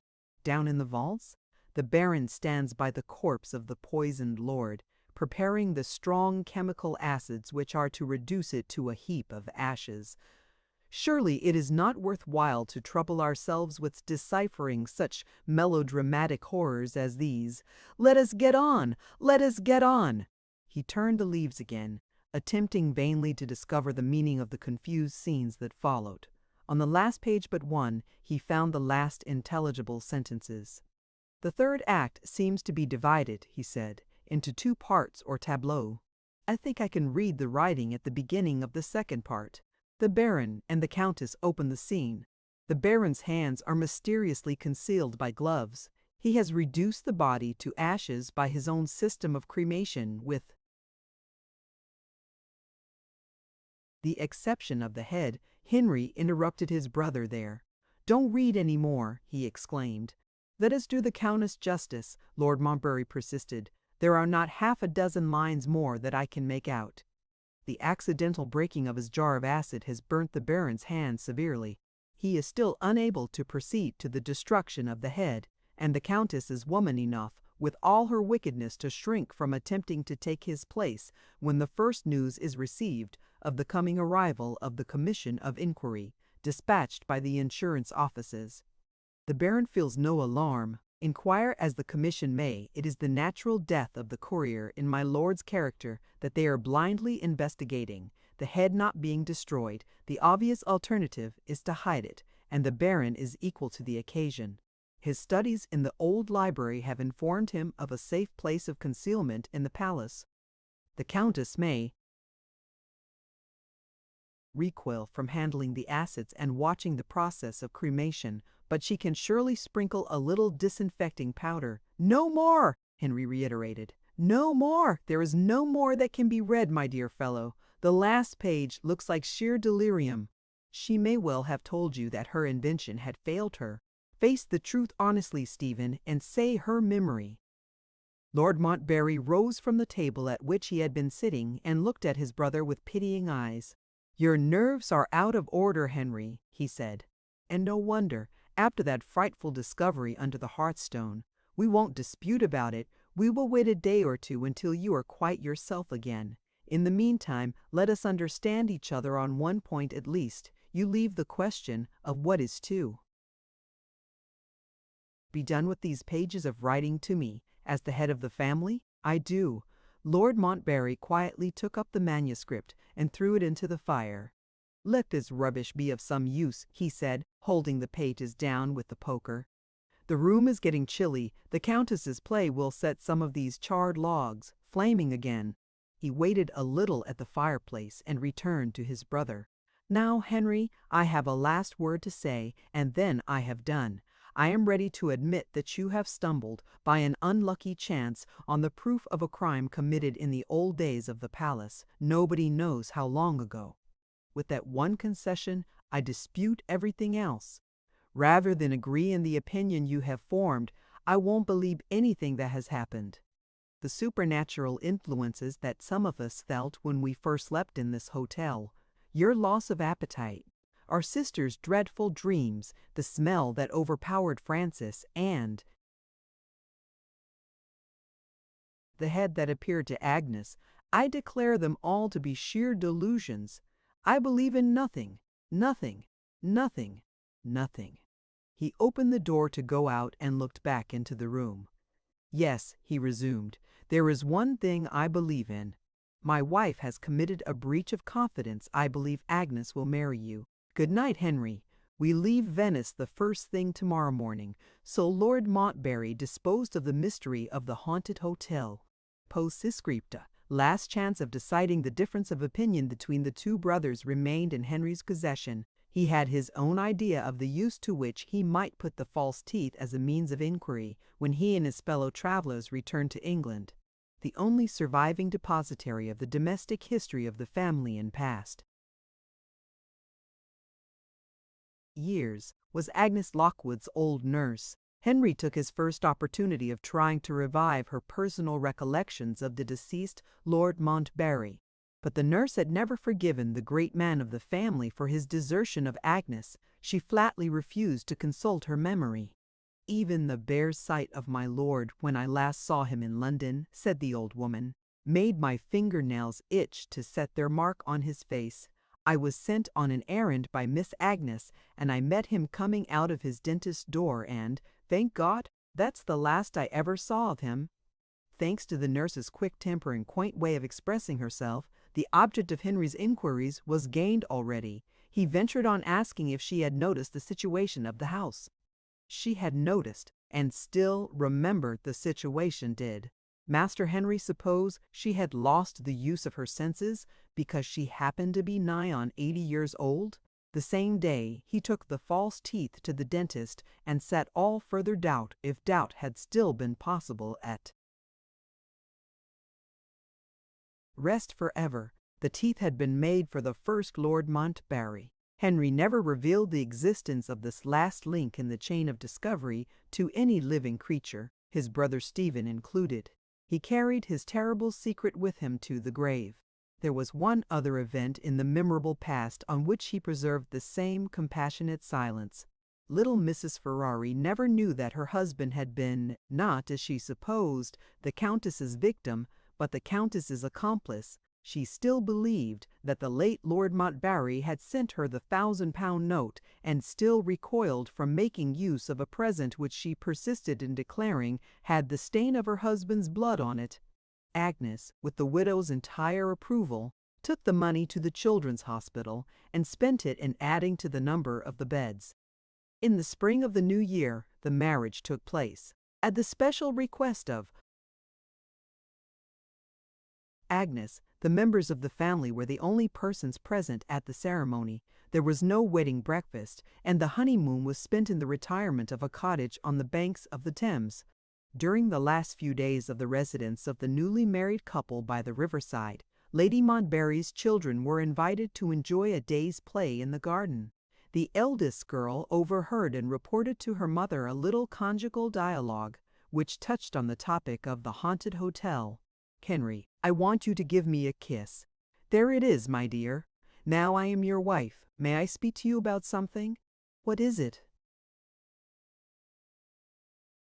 "Something that happened the day before we left Venice. You saw the Countess during the last hours of her life. Won't you tell me whether she made any confession to you?" "No conscious confession, Agnes, and therefore no confession that I need distress you by repeating." "Did she say nothing about what she saw or heard on that dreadful night in my room?" "Nothing. We only know that her mind never recovered the terror of it." Agnes was not quite satisfied. The subject troubled her. Even her own brief intercourse with her miserable rival of other days suggested questions that perplexed her. She remembered the Countess's prediction. "You have to bring me to the day of discovery and to the punishment that is my doom." Had the prediction simply faded, like other mortal prophecies? Or had it been fulfilled on the terrible night when she had seen the apparition, and when she had innocently tempted the Countess to watch her in her room? Let it, however, be recorded, among the other virtues of Mrs. Henry Westwick, that she never again attempted to persuade her husband into betraying his secrets. Other men's wives, hearing of this extraordinary conduct, and being trained in the modern school of morals and manners, naturally regarded her with compassionate contempt. They spoke of Agnes, from that time forth, as rather an old-fashioned person. Is that all? That is all. Is there no explanation of the mystery of the haunted hotel? Ask yourself if there is any explanation of the mystery of your own life and death. Farewell. 211. The End. Thank you for listening to this story. I hope you enjoyed the journey, the characters, and the world they carried with them. If you enjoyed this audiobook, please subscribe to the channel and leave a comment below. Your support helps keep these stories alive and allows more timeless books to be shared with listeners around the world. Until next time, thank you for listening.